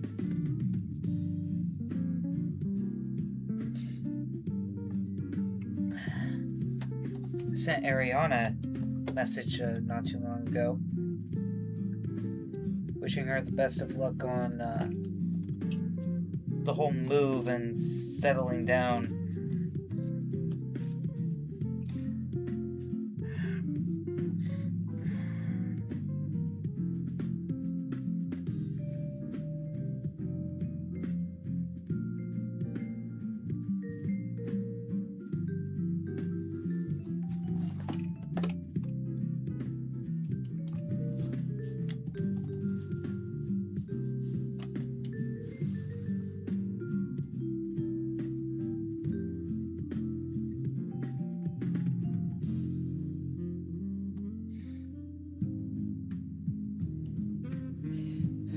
Alright.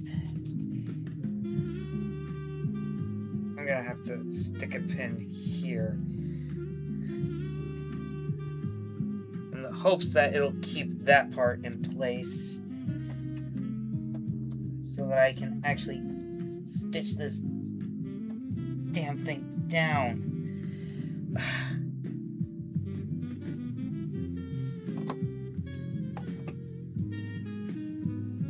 Of course.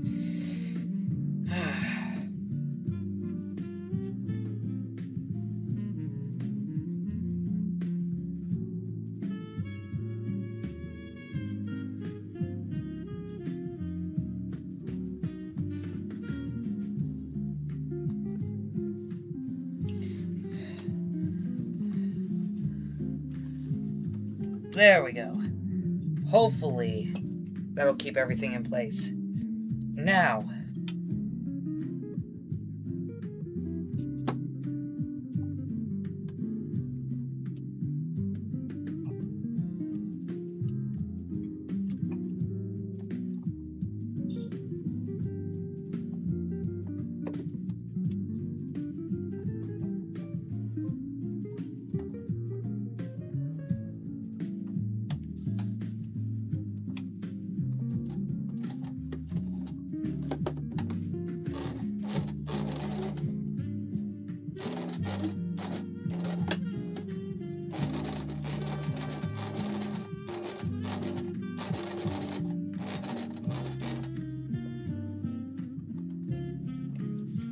there we go.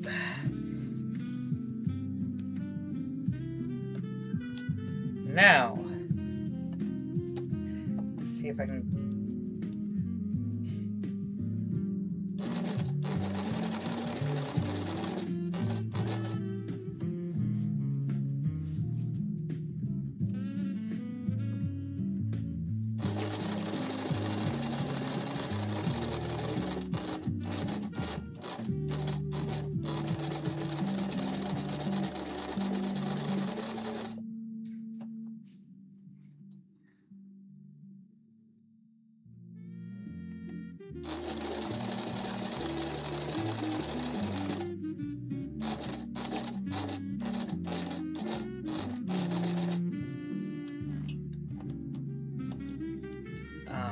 right. And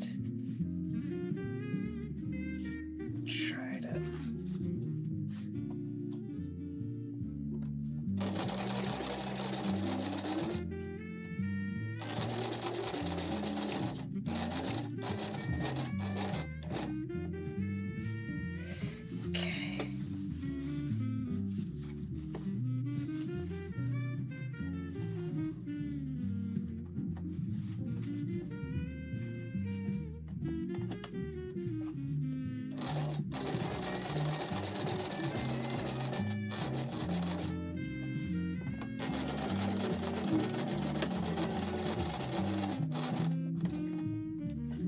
Alright, and there we go.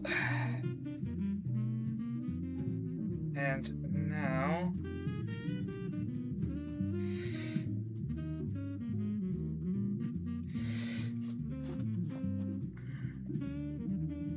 let's line everything up.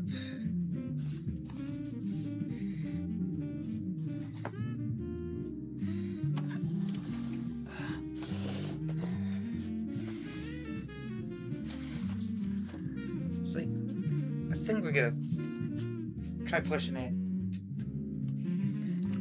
pressing.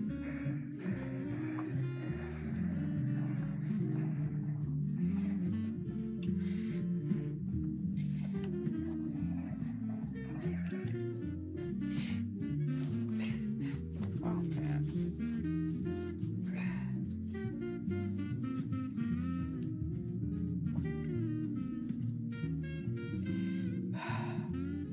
Oh, I just remembered something. I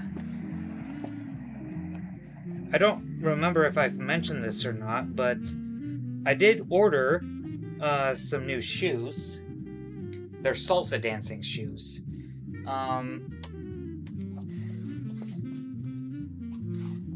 Based on the picture, it looked like they're made from patent leather, so yeah, that's definitely going to be an elegant shoe.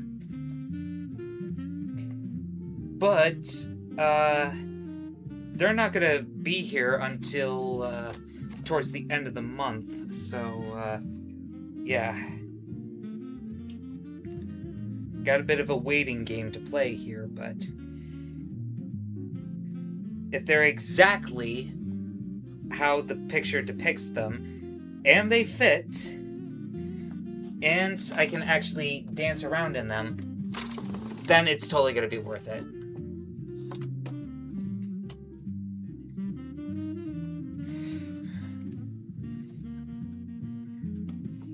There we go.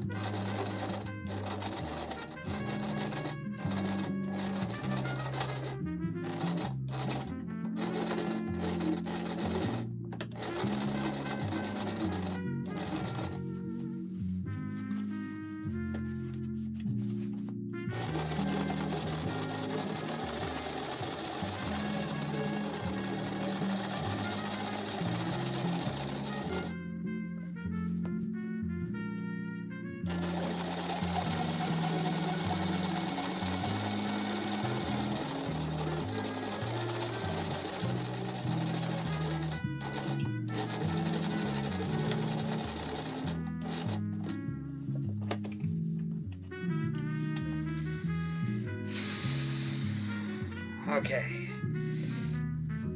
so that's one side tacked down. Let's get the other side if I can.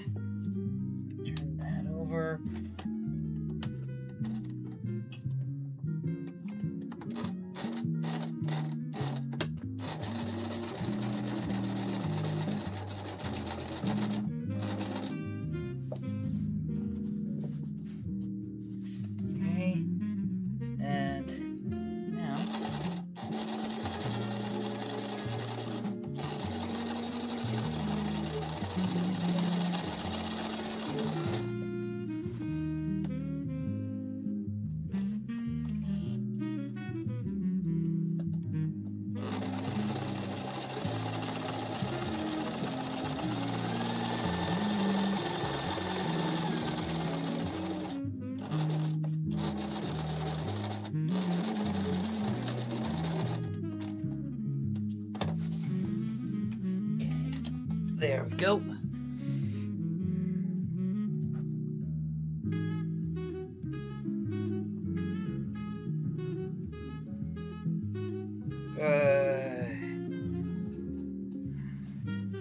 It doesn't look very good. Oh.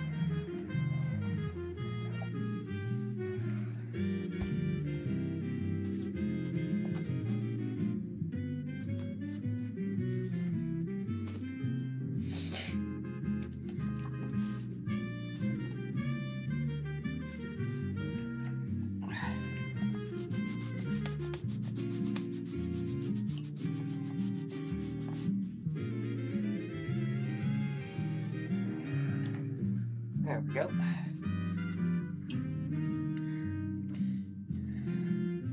So it's not 100% pretty, but hey, it's a functional pocket, so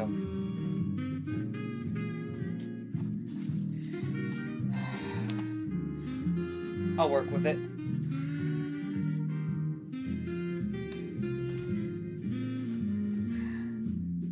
Now,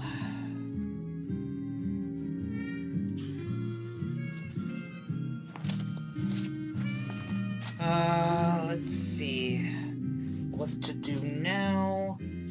I think those are the back pieces. I want the side pieces. I think at this point it's probably going to be a good idea to, at the very least, pin the sides together.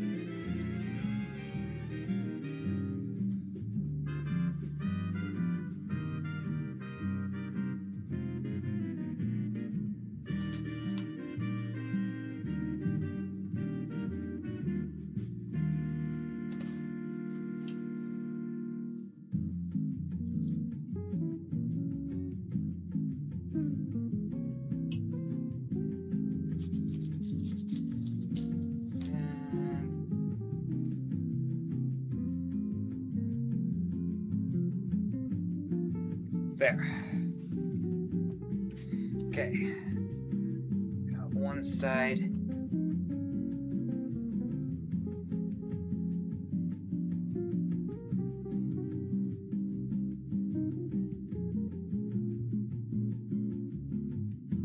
Got one side pinned as best as I can. Now let's pin the other side.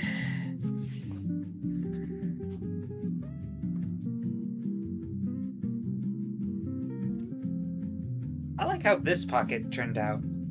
Or I like how the welt of this pocket turned out better.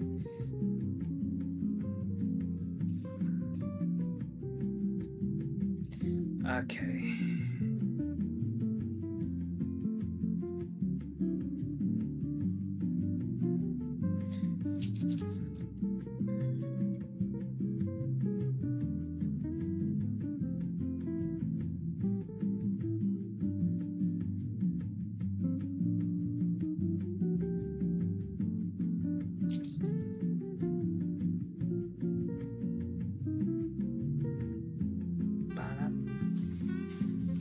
Ba-na.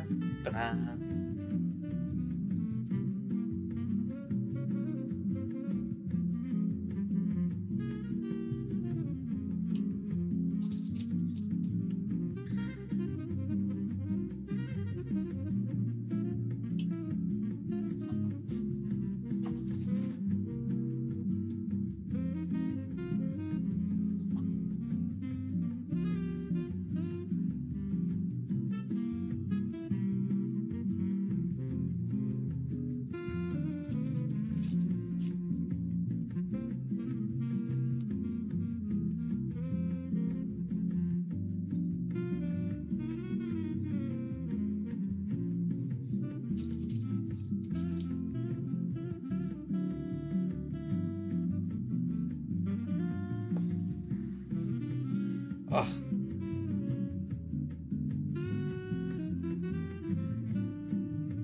I just remembered an episode of Family Guy.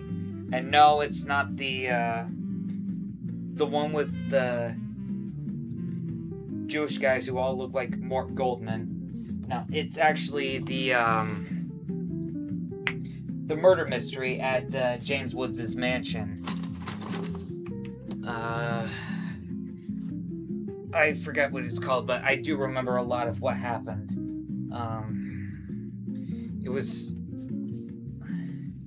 It was all an attempt to get rid of James Woods, and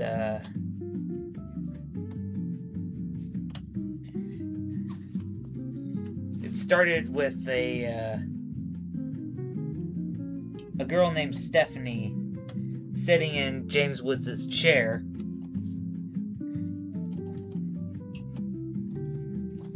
When the timer for a gun went off.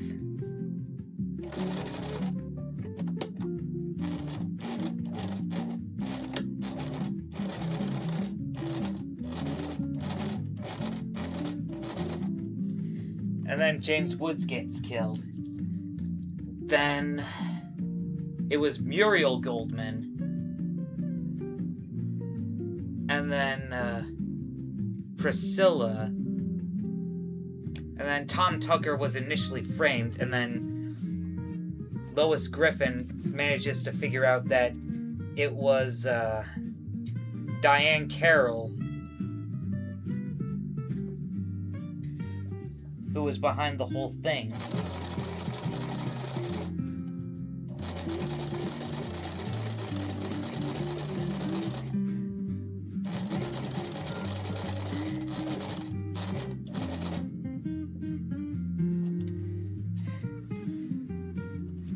And then, before Diane could kill Lois, Stewie saves Lois in the nick of time by shooting Diane.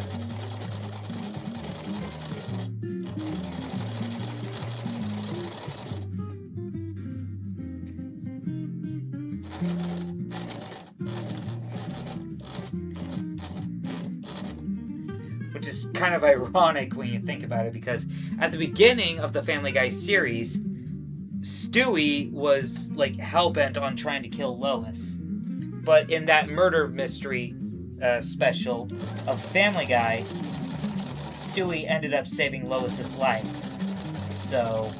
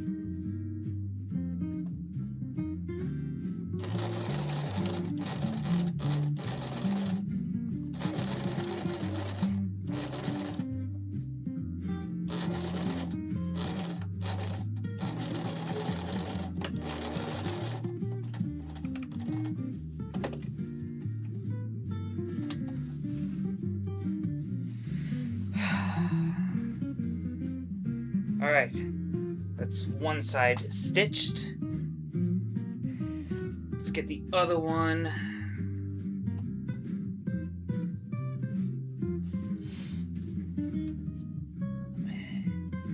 We line up at 5/8 of an inch seam allowance, and then we sew.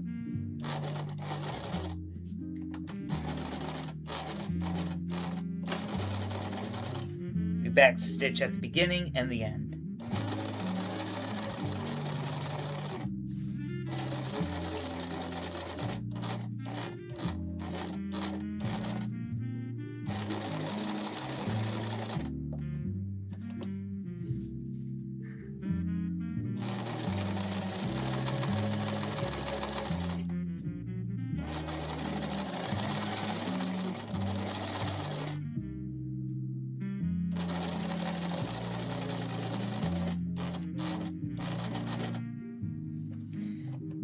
Now, there is also something that I saw a while back, and I think it was a really good question that I think I probably gave a pretty good answer to.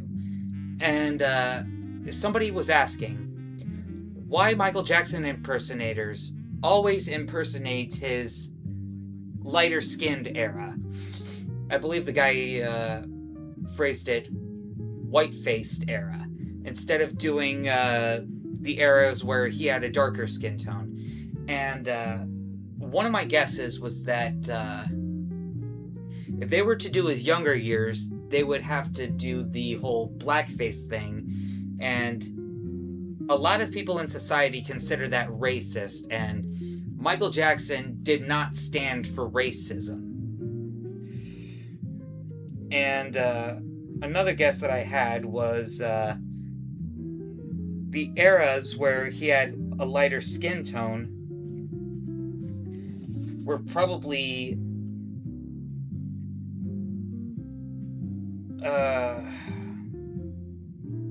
what they best knew him looking like. It was that look that he was more or less settled into because he had vitiligo, a skin condition that he had absolutely no control over. There is also the fact that some people realize that he had vitiligo, and the impersonators who know about it also want to spread the awareness of vitiligo.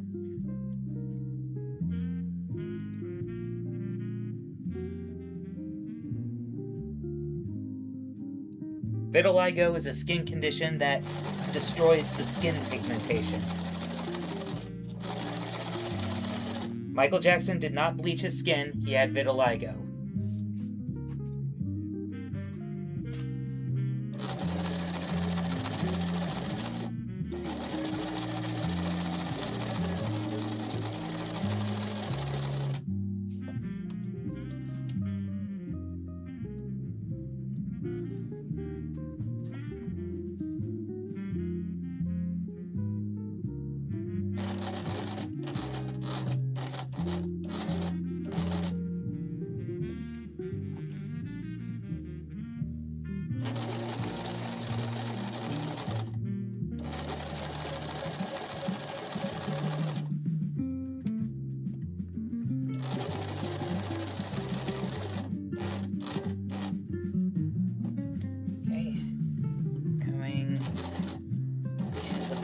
bottom.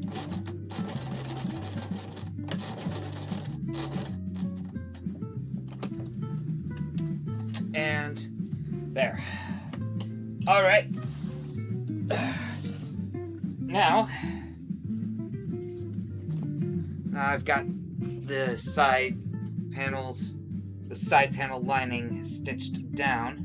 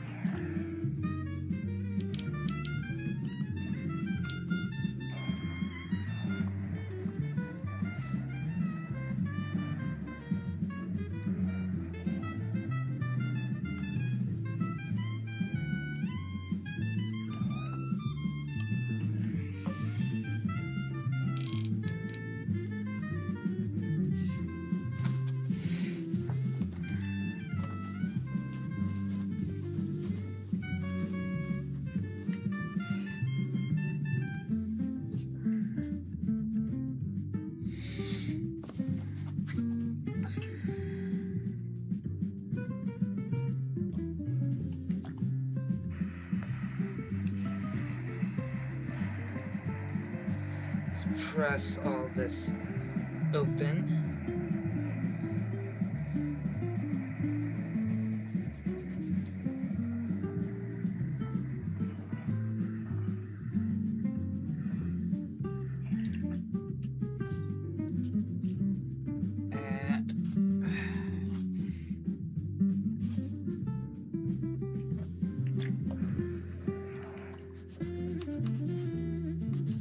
Trying to get all of this to sit as flat as possible.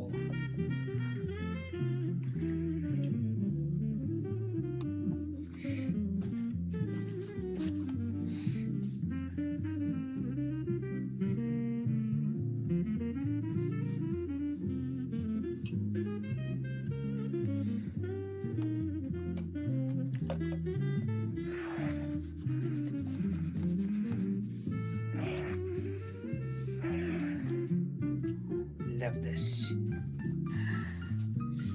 Oh, you probably couldn't even see what the hell I was doing. Ugh. Me and my absent-minded keister.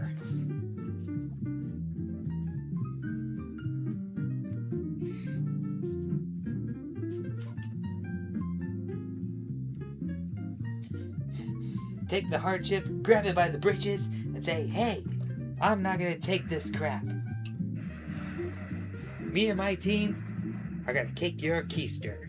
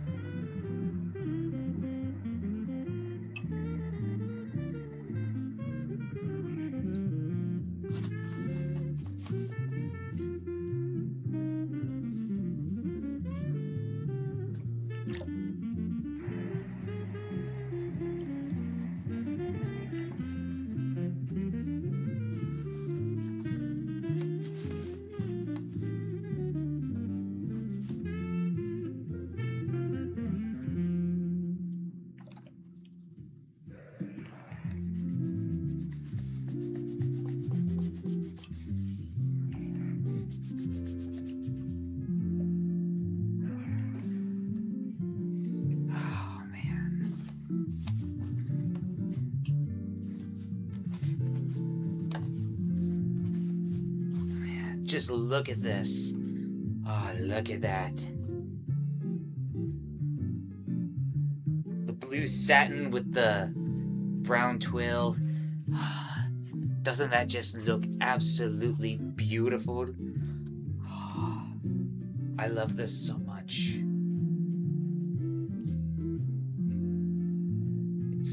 beautiful. I love it. I love it so much. Okay. Next item.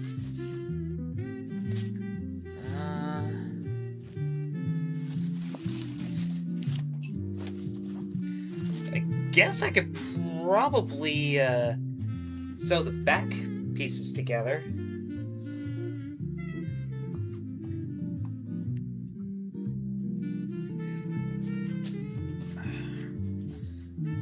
I mean, it's a pretty simple and straightforward step. I mean, you line up the back pieces, the triple notches,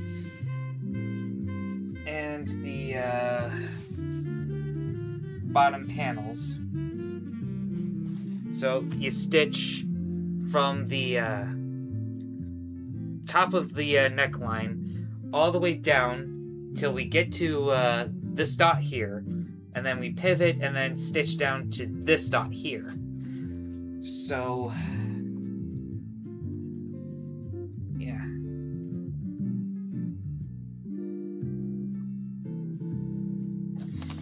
I probably don't even need to pin this one, but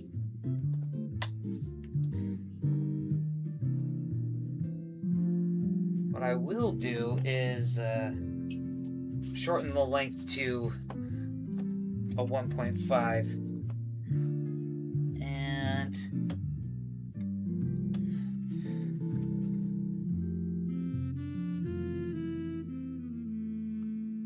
there we go.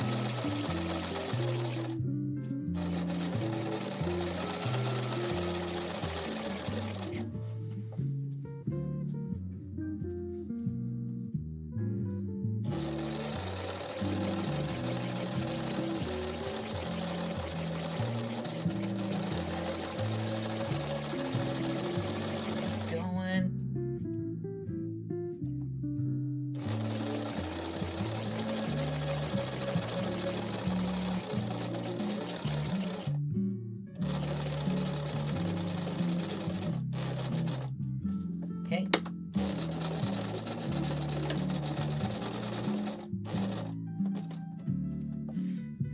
Made it to the dot. Pivot.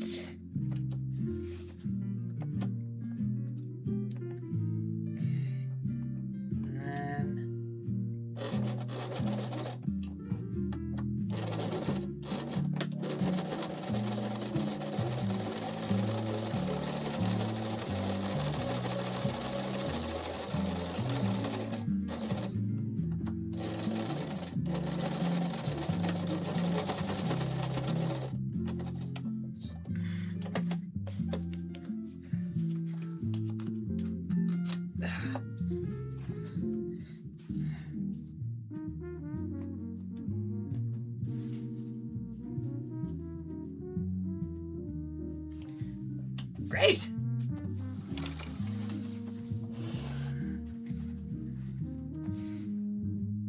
pretty good. Now, on,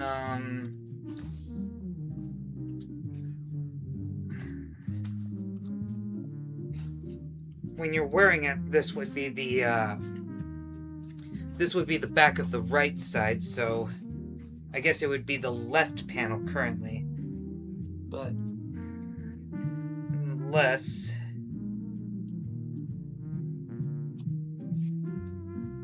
you're gonna wanna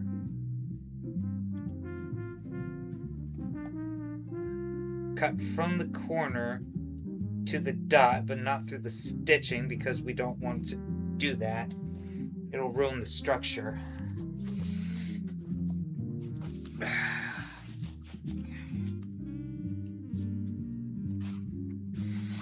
And then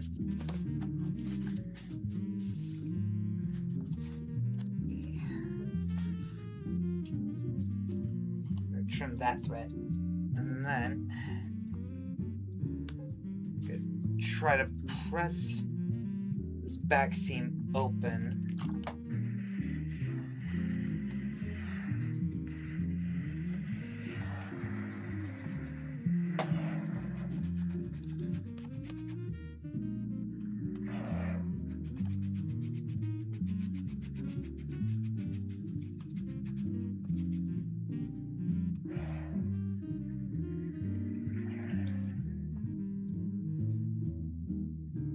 Yeah, those back notches don't line up, but these interfacing pieces do, and the edges of this curve. So yeah, I did not do a good job of cutting the notches when I was cutting the pattern out, but I'm not going to beat myself up for that, because everything else seems to have lined up just fine. So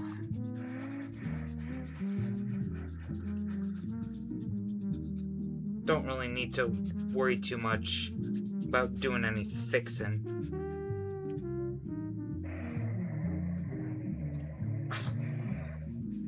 And just like that, I just started remembering that that scene from the movie Robots. See, I need, fill a need. And then Rodney was like, who wants to get fixed? And then there was that robot dog that crossed all four of its legs. That was pretty funny.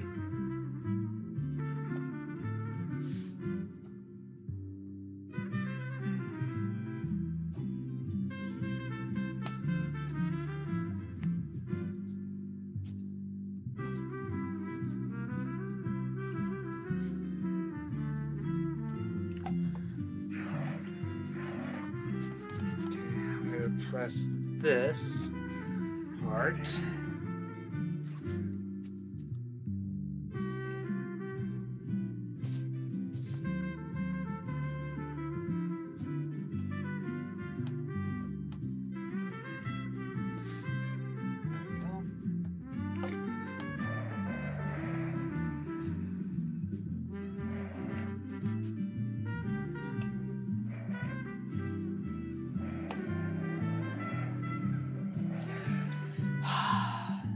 Nice.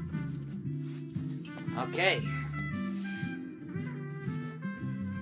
Got the back pieces sewn together.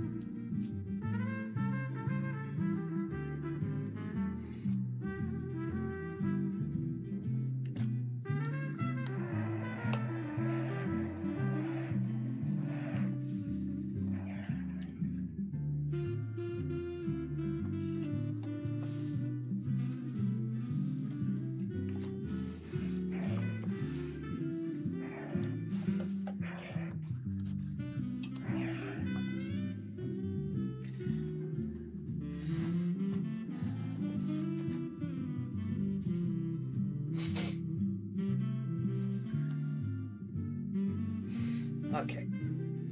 I think now I'm gonna attach the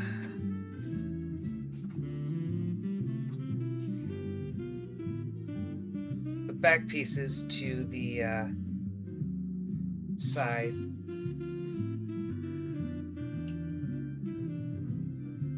pieces.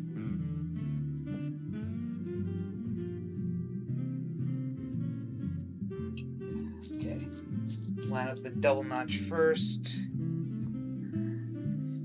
You probably can't see too well on this screen, but I'm pretty sure you can probably see it on my main camera there.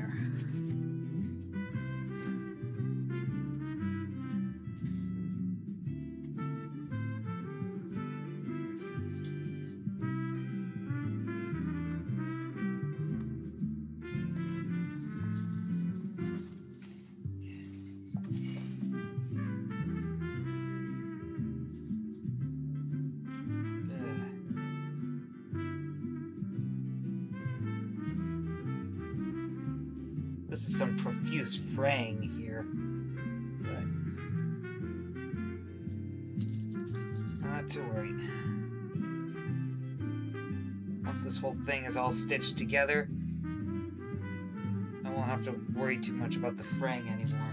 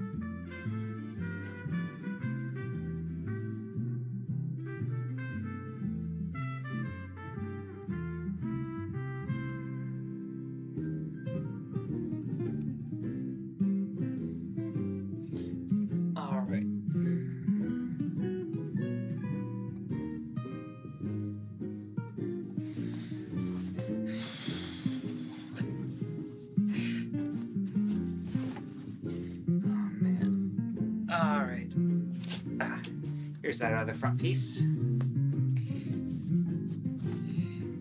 The Googers is me name. I love the swampy bog. Man, that Max Keeble movies gets stuck in my head so easily. I wonder if it has a cult following. Like, I know Labyrinth flopped at the box office when it came out, but it gained a cult following since its release.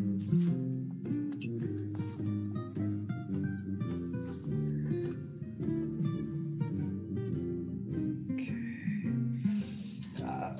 Excuse me.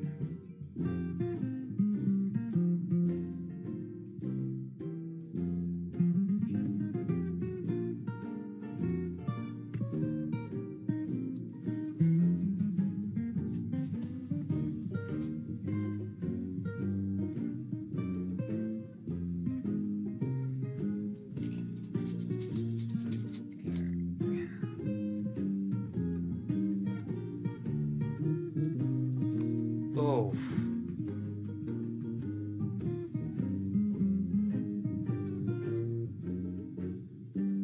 Oh. I think I had some sort of gas buildup.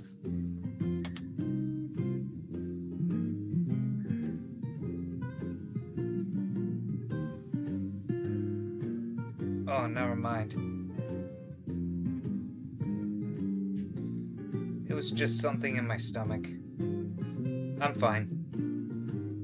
It's all cool.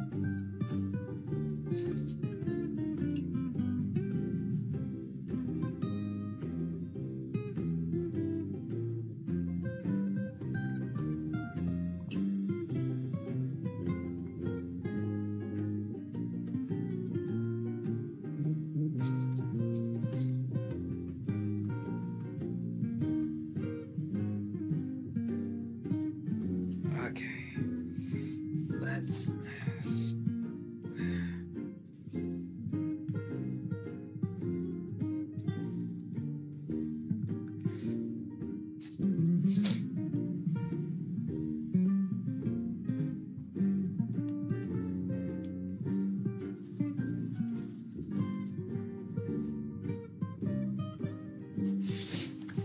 Alright. Now I'm gonna stitch down the sides before I stitch the shoulders. Because I think that's how you're supposed to do it anyway.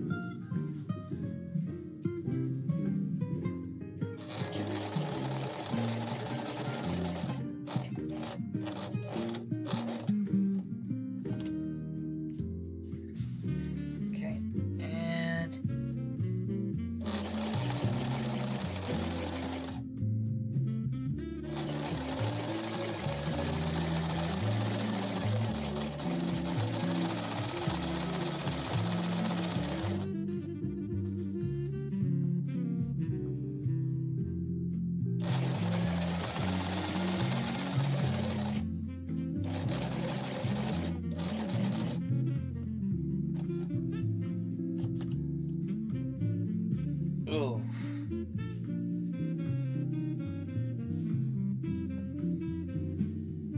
My stomach just gurgled. That didn't sound good.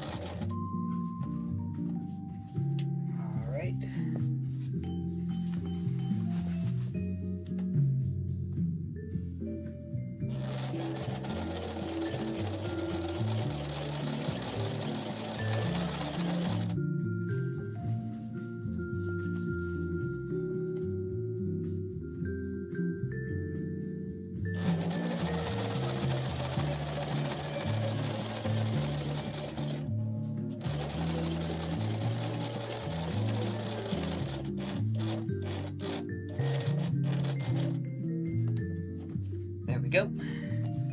And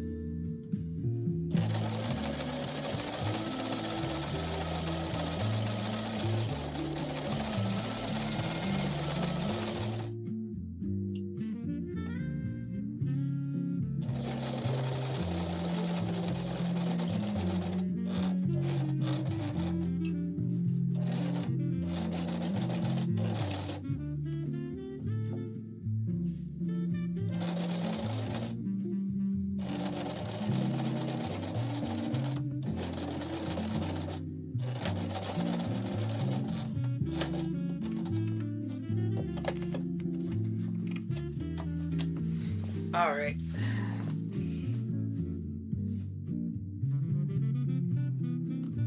I think I'm gonna hack off this entanglement of phrase.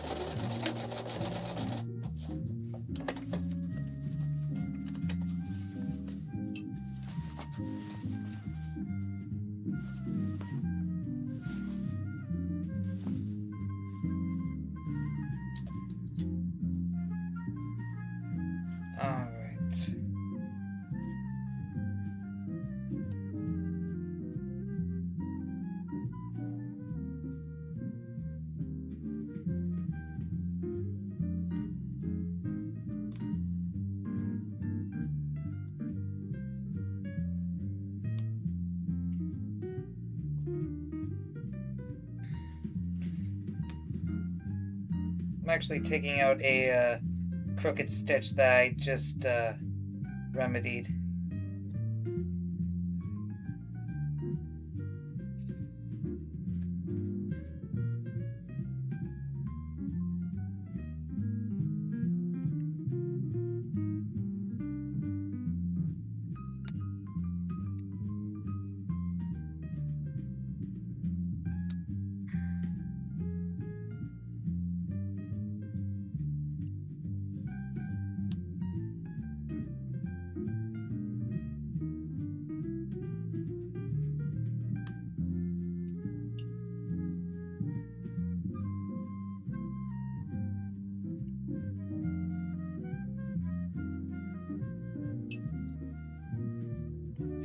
Alright.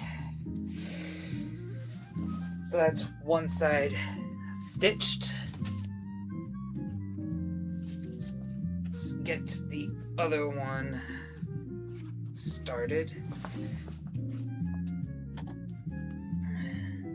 Okay.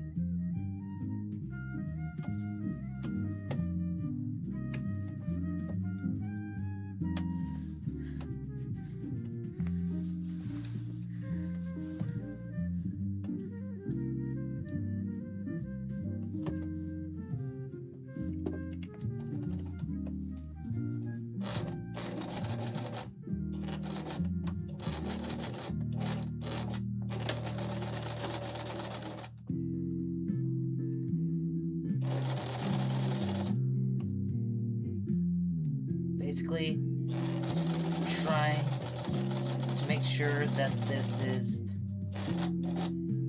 lined up with the 5/8 measurement for when it joins in.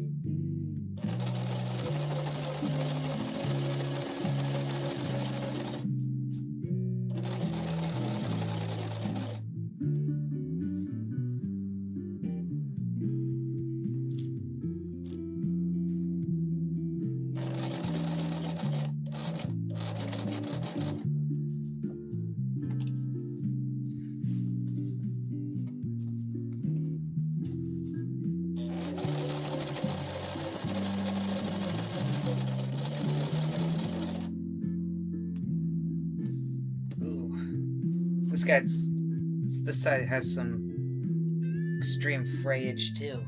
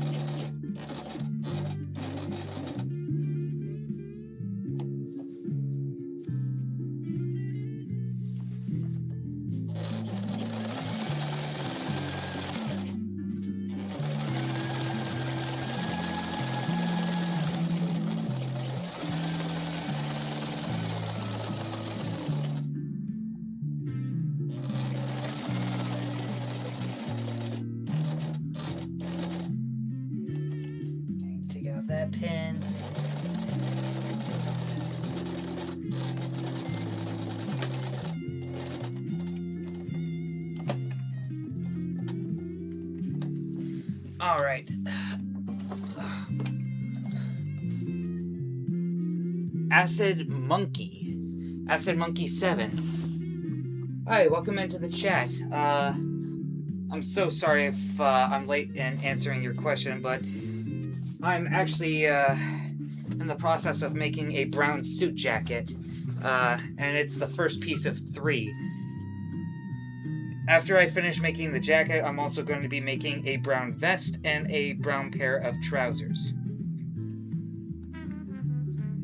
I'm probably going to make the trousers next because, as Jason Lee can attest, pants are essential.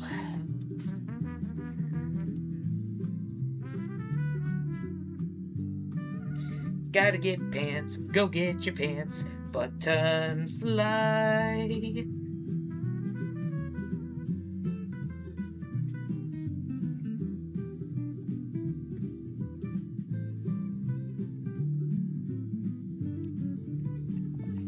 All right.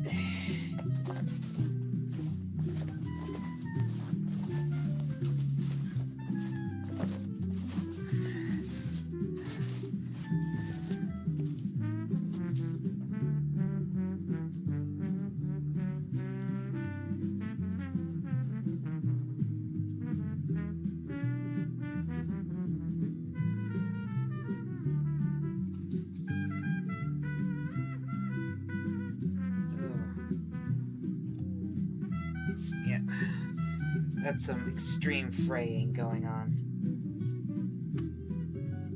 All right.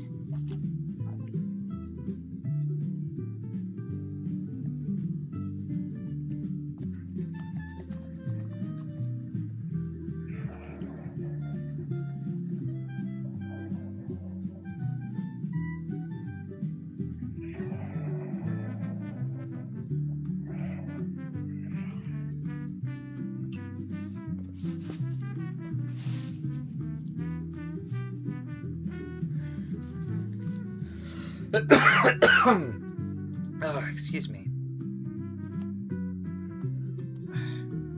Son of a bitch, come on. Sorry, folks. It's just...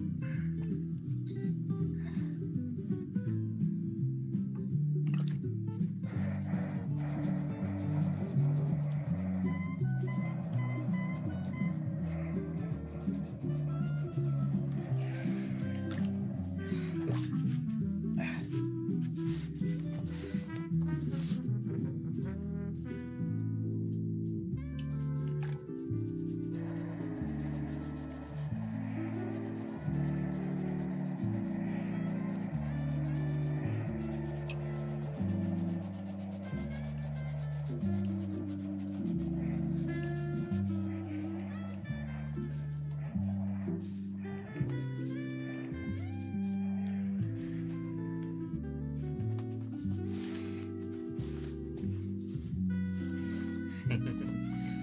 Oh, this is gonna be so great when it's all done. I can feel it.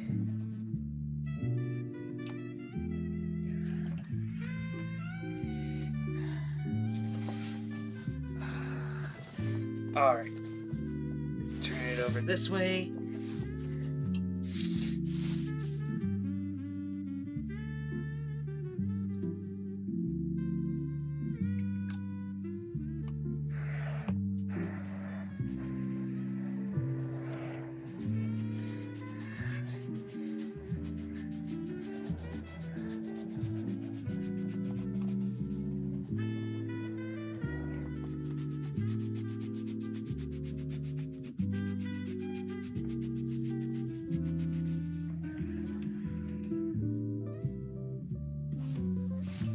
Oh, yeah. We're getting somewhere with this.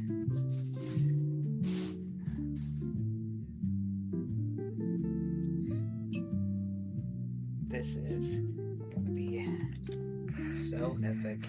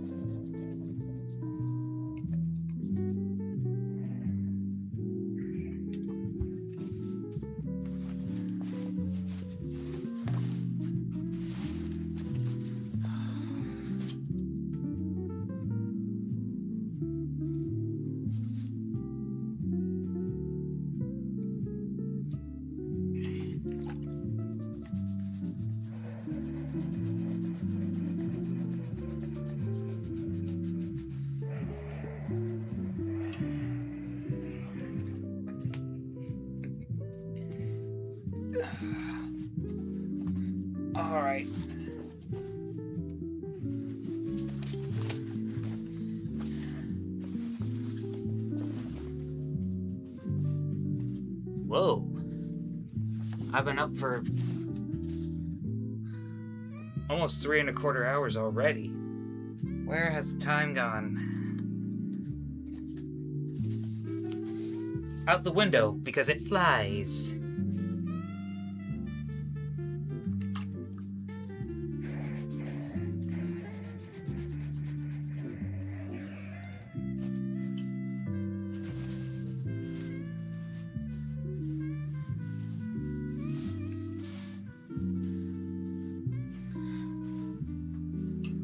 Oh, was that just... Oh, it was just liquid. I thought there was a stain on the fabric, but nope, it was just water.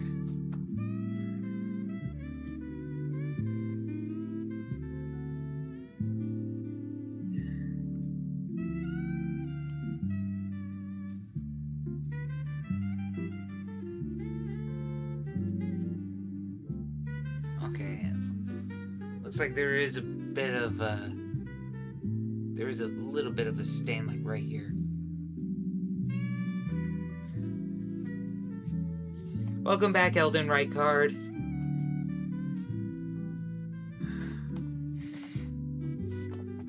So, yeah, this suit jacket's not going to be 100% perfect, but you know what? I don't care. I just hope that the final result will be everything I could possibly need in a suit jacket.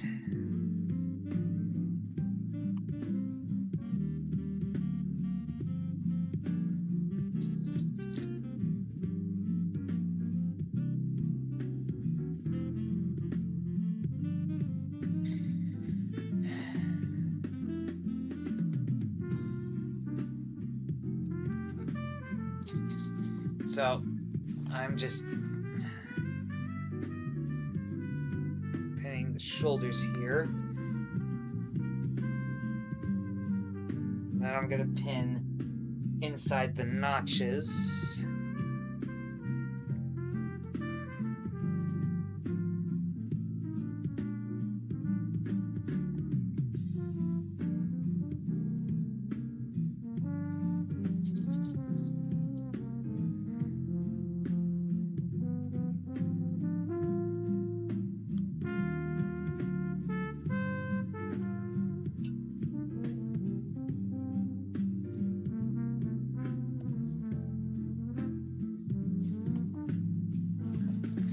Alright, and now I'm gonna do same with the other side.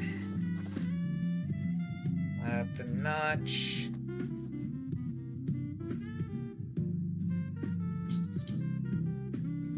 Pin inside the notch. And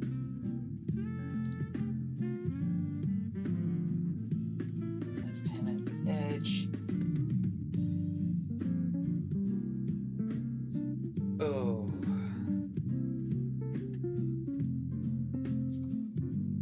And I feel a whole lot of gas bubbles just going through my intestines. Ugh. I might have to wrap it up here real soon, but...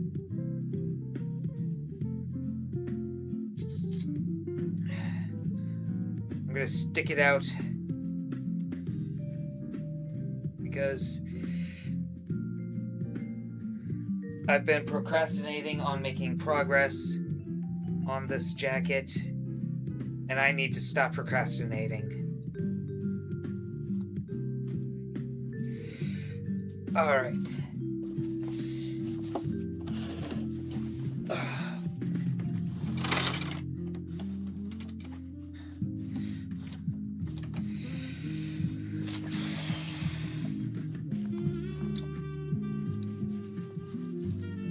I'm gonna start on this side.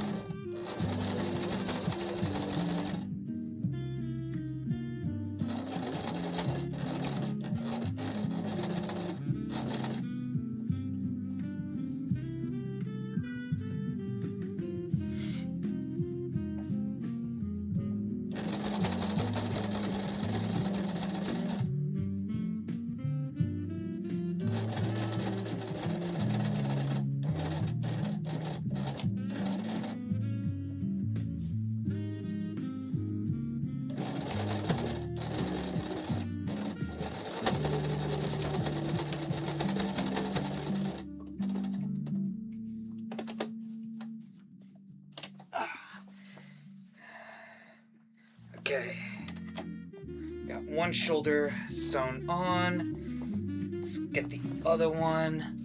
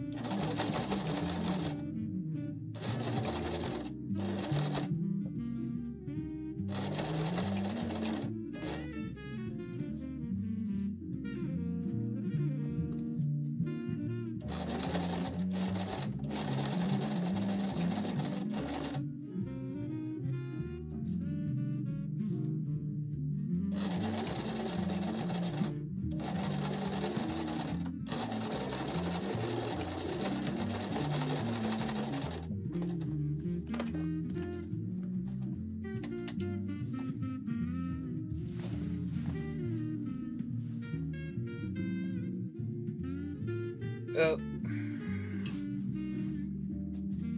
Okay, we got some kinks, but I can fix that. I can most definitely fix that.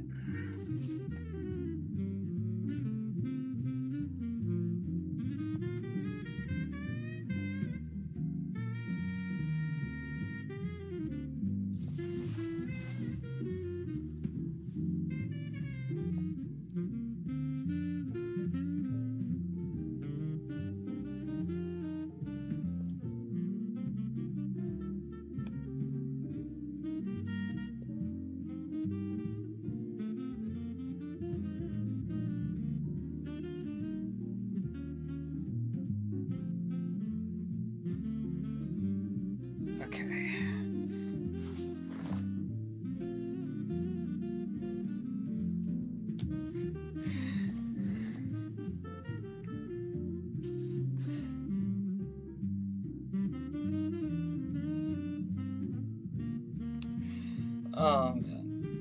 Yeah, my mind just went back to the Home Alones. I really like how the third one ends with the parrot and the rat on the remote control car. And then the parrot does the 360, and then the rat slides off, and the parrot's like, "Man overboard!" Oh, that was funny.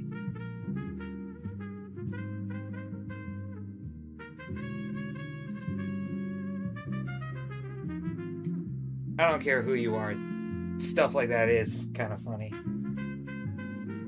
Especially when it's a remote control car instead of a real car. And the fact that no animals were actually harmed in that scene, that just makes it even better. At least for me.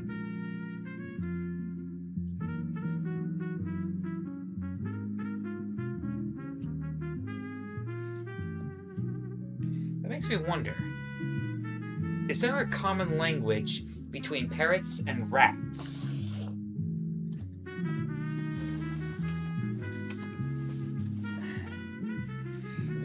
And by the way, I'm pretty sure it's a rat because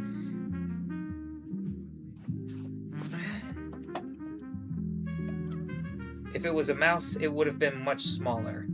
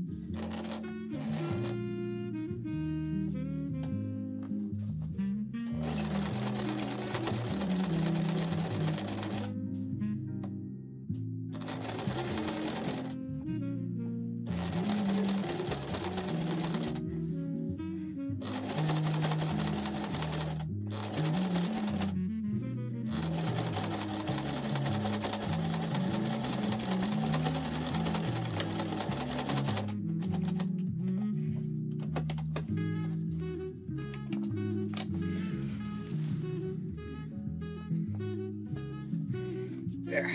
That's better. And now...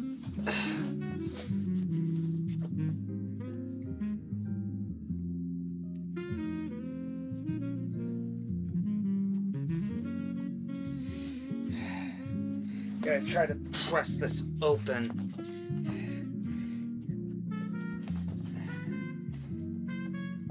Gonna be a little tricky, but I shall manage.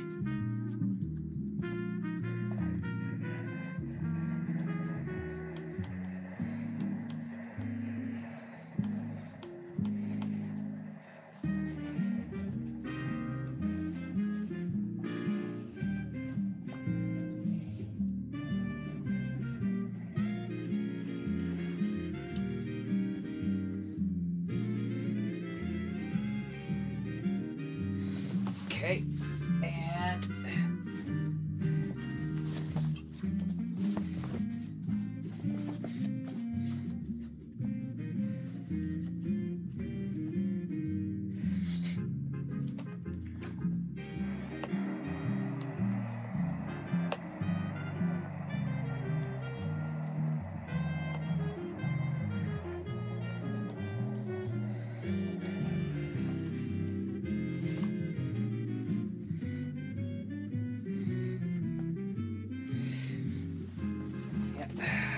okay, got one, here's other. My intestines are really giving me a bunch of grief.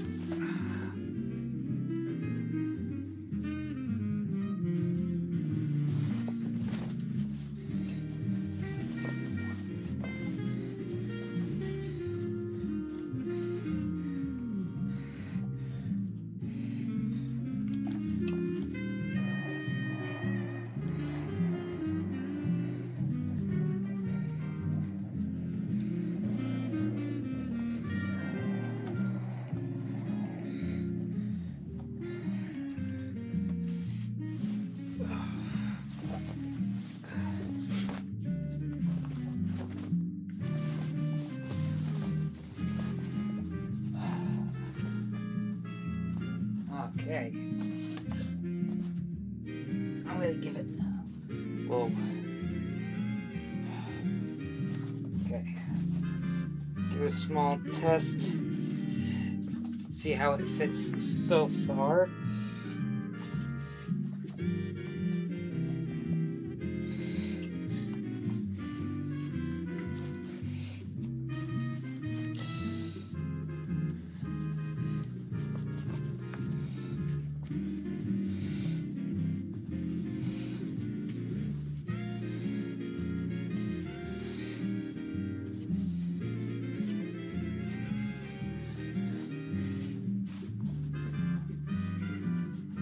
Yep. It's looking pretty nice so far. But I'm not gonna get all cocky yet because I still have a ways to go.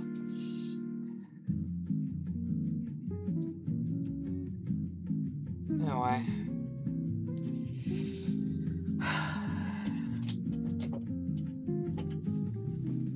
I think I'm going to call it here because my insides are really starting to hurt, and I should probably take care of that before something bad happens. Where's my mouse? There it is. Oh, let's see. I appreciate that, Elden Reichard. Nobody is streaming right now. Damn, so no raid. But I do appreciate everybody who's come in, lurked, chatted, so on and so forth. I've been your host, D. Casanova, and hopefully my next stream will have even more progress. So until next time, I will catch you on the web. Goodbye!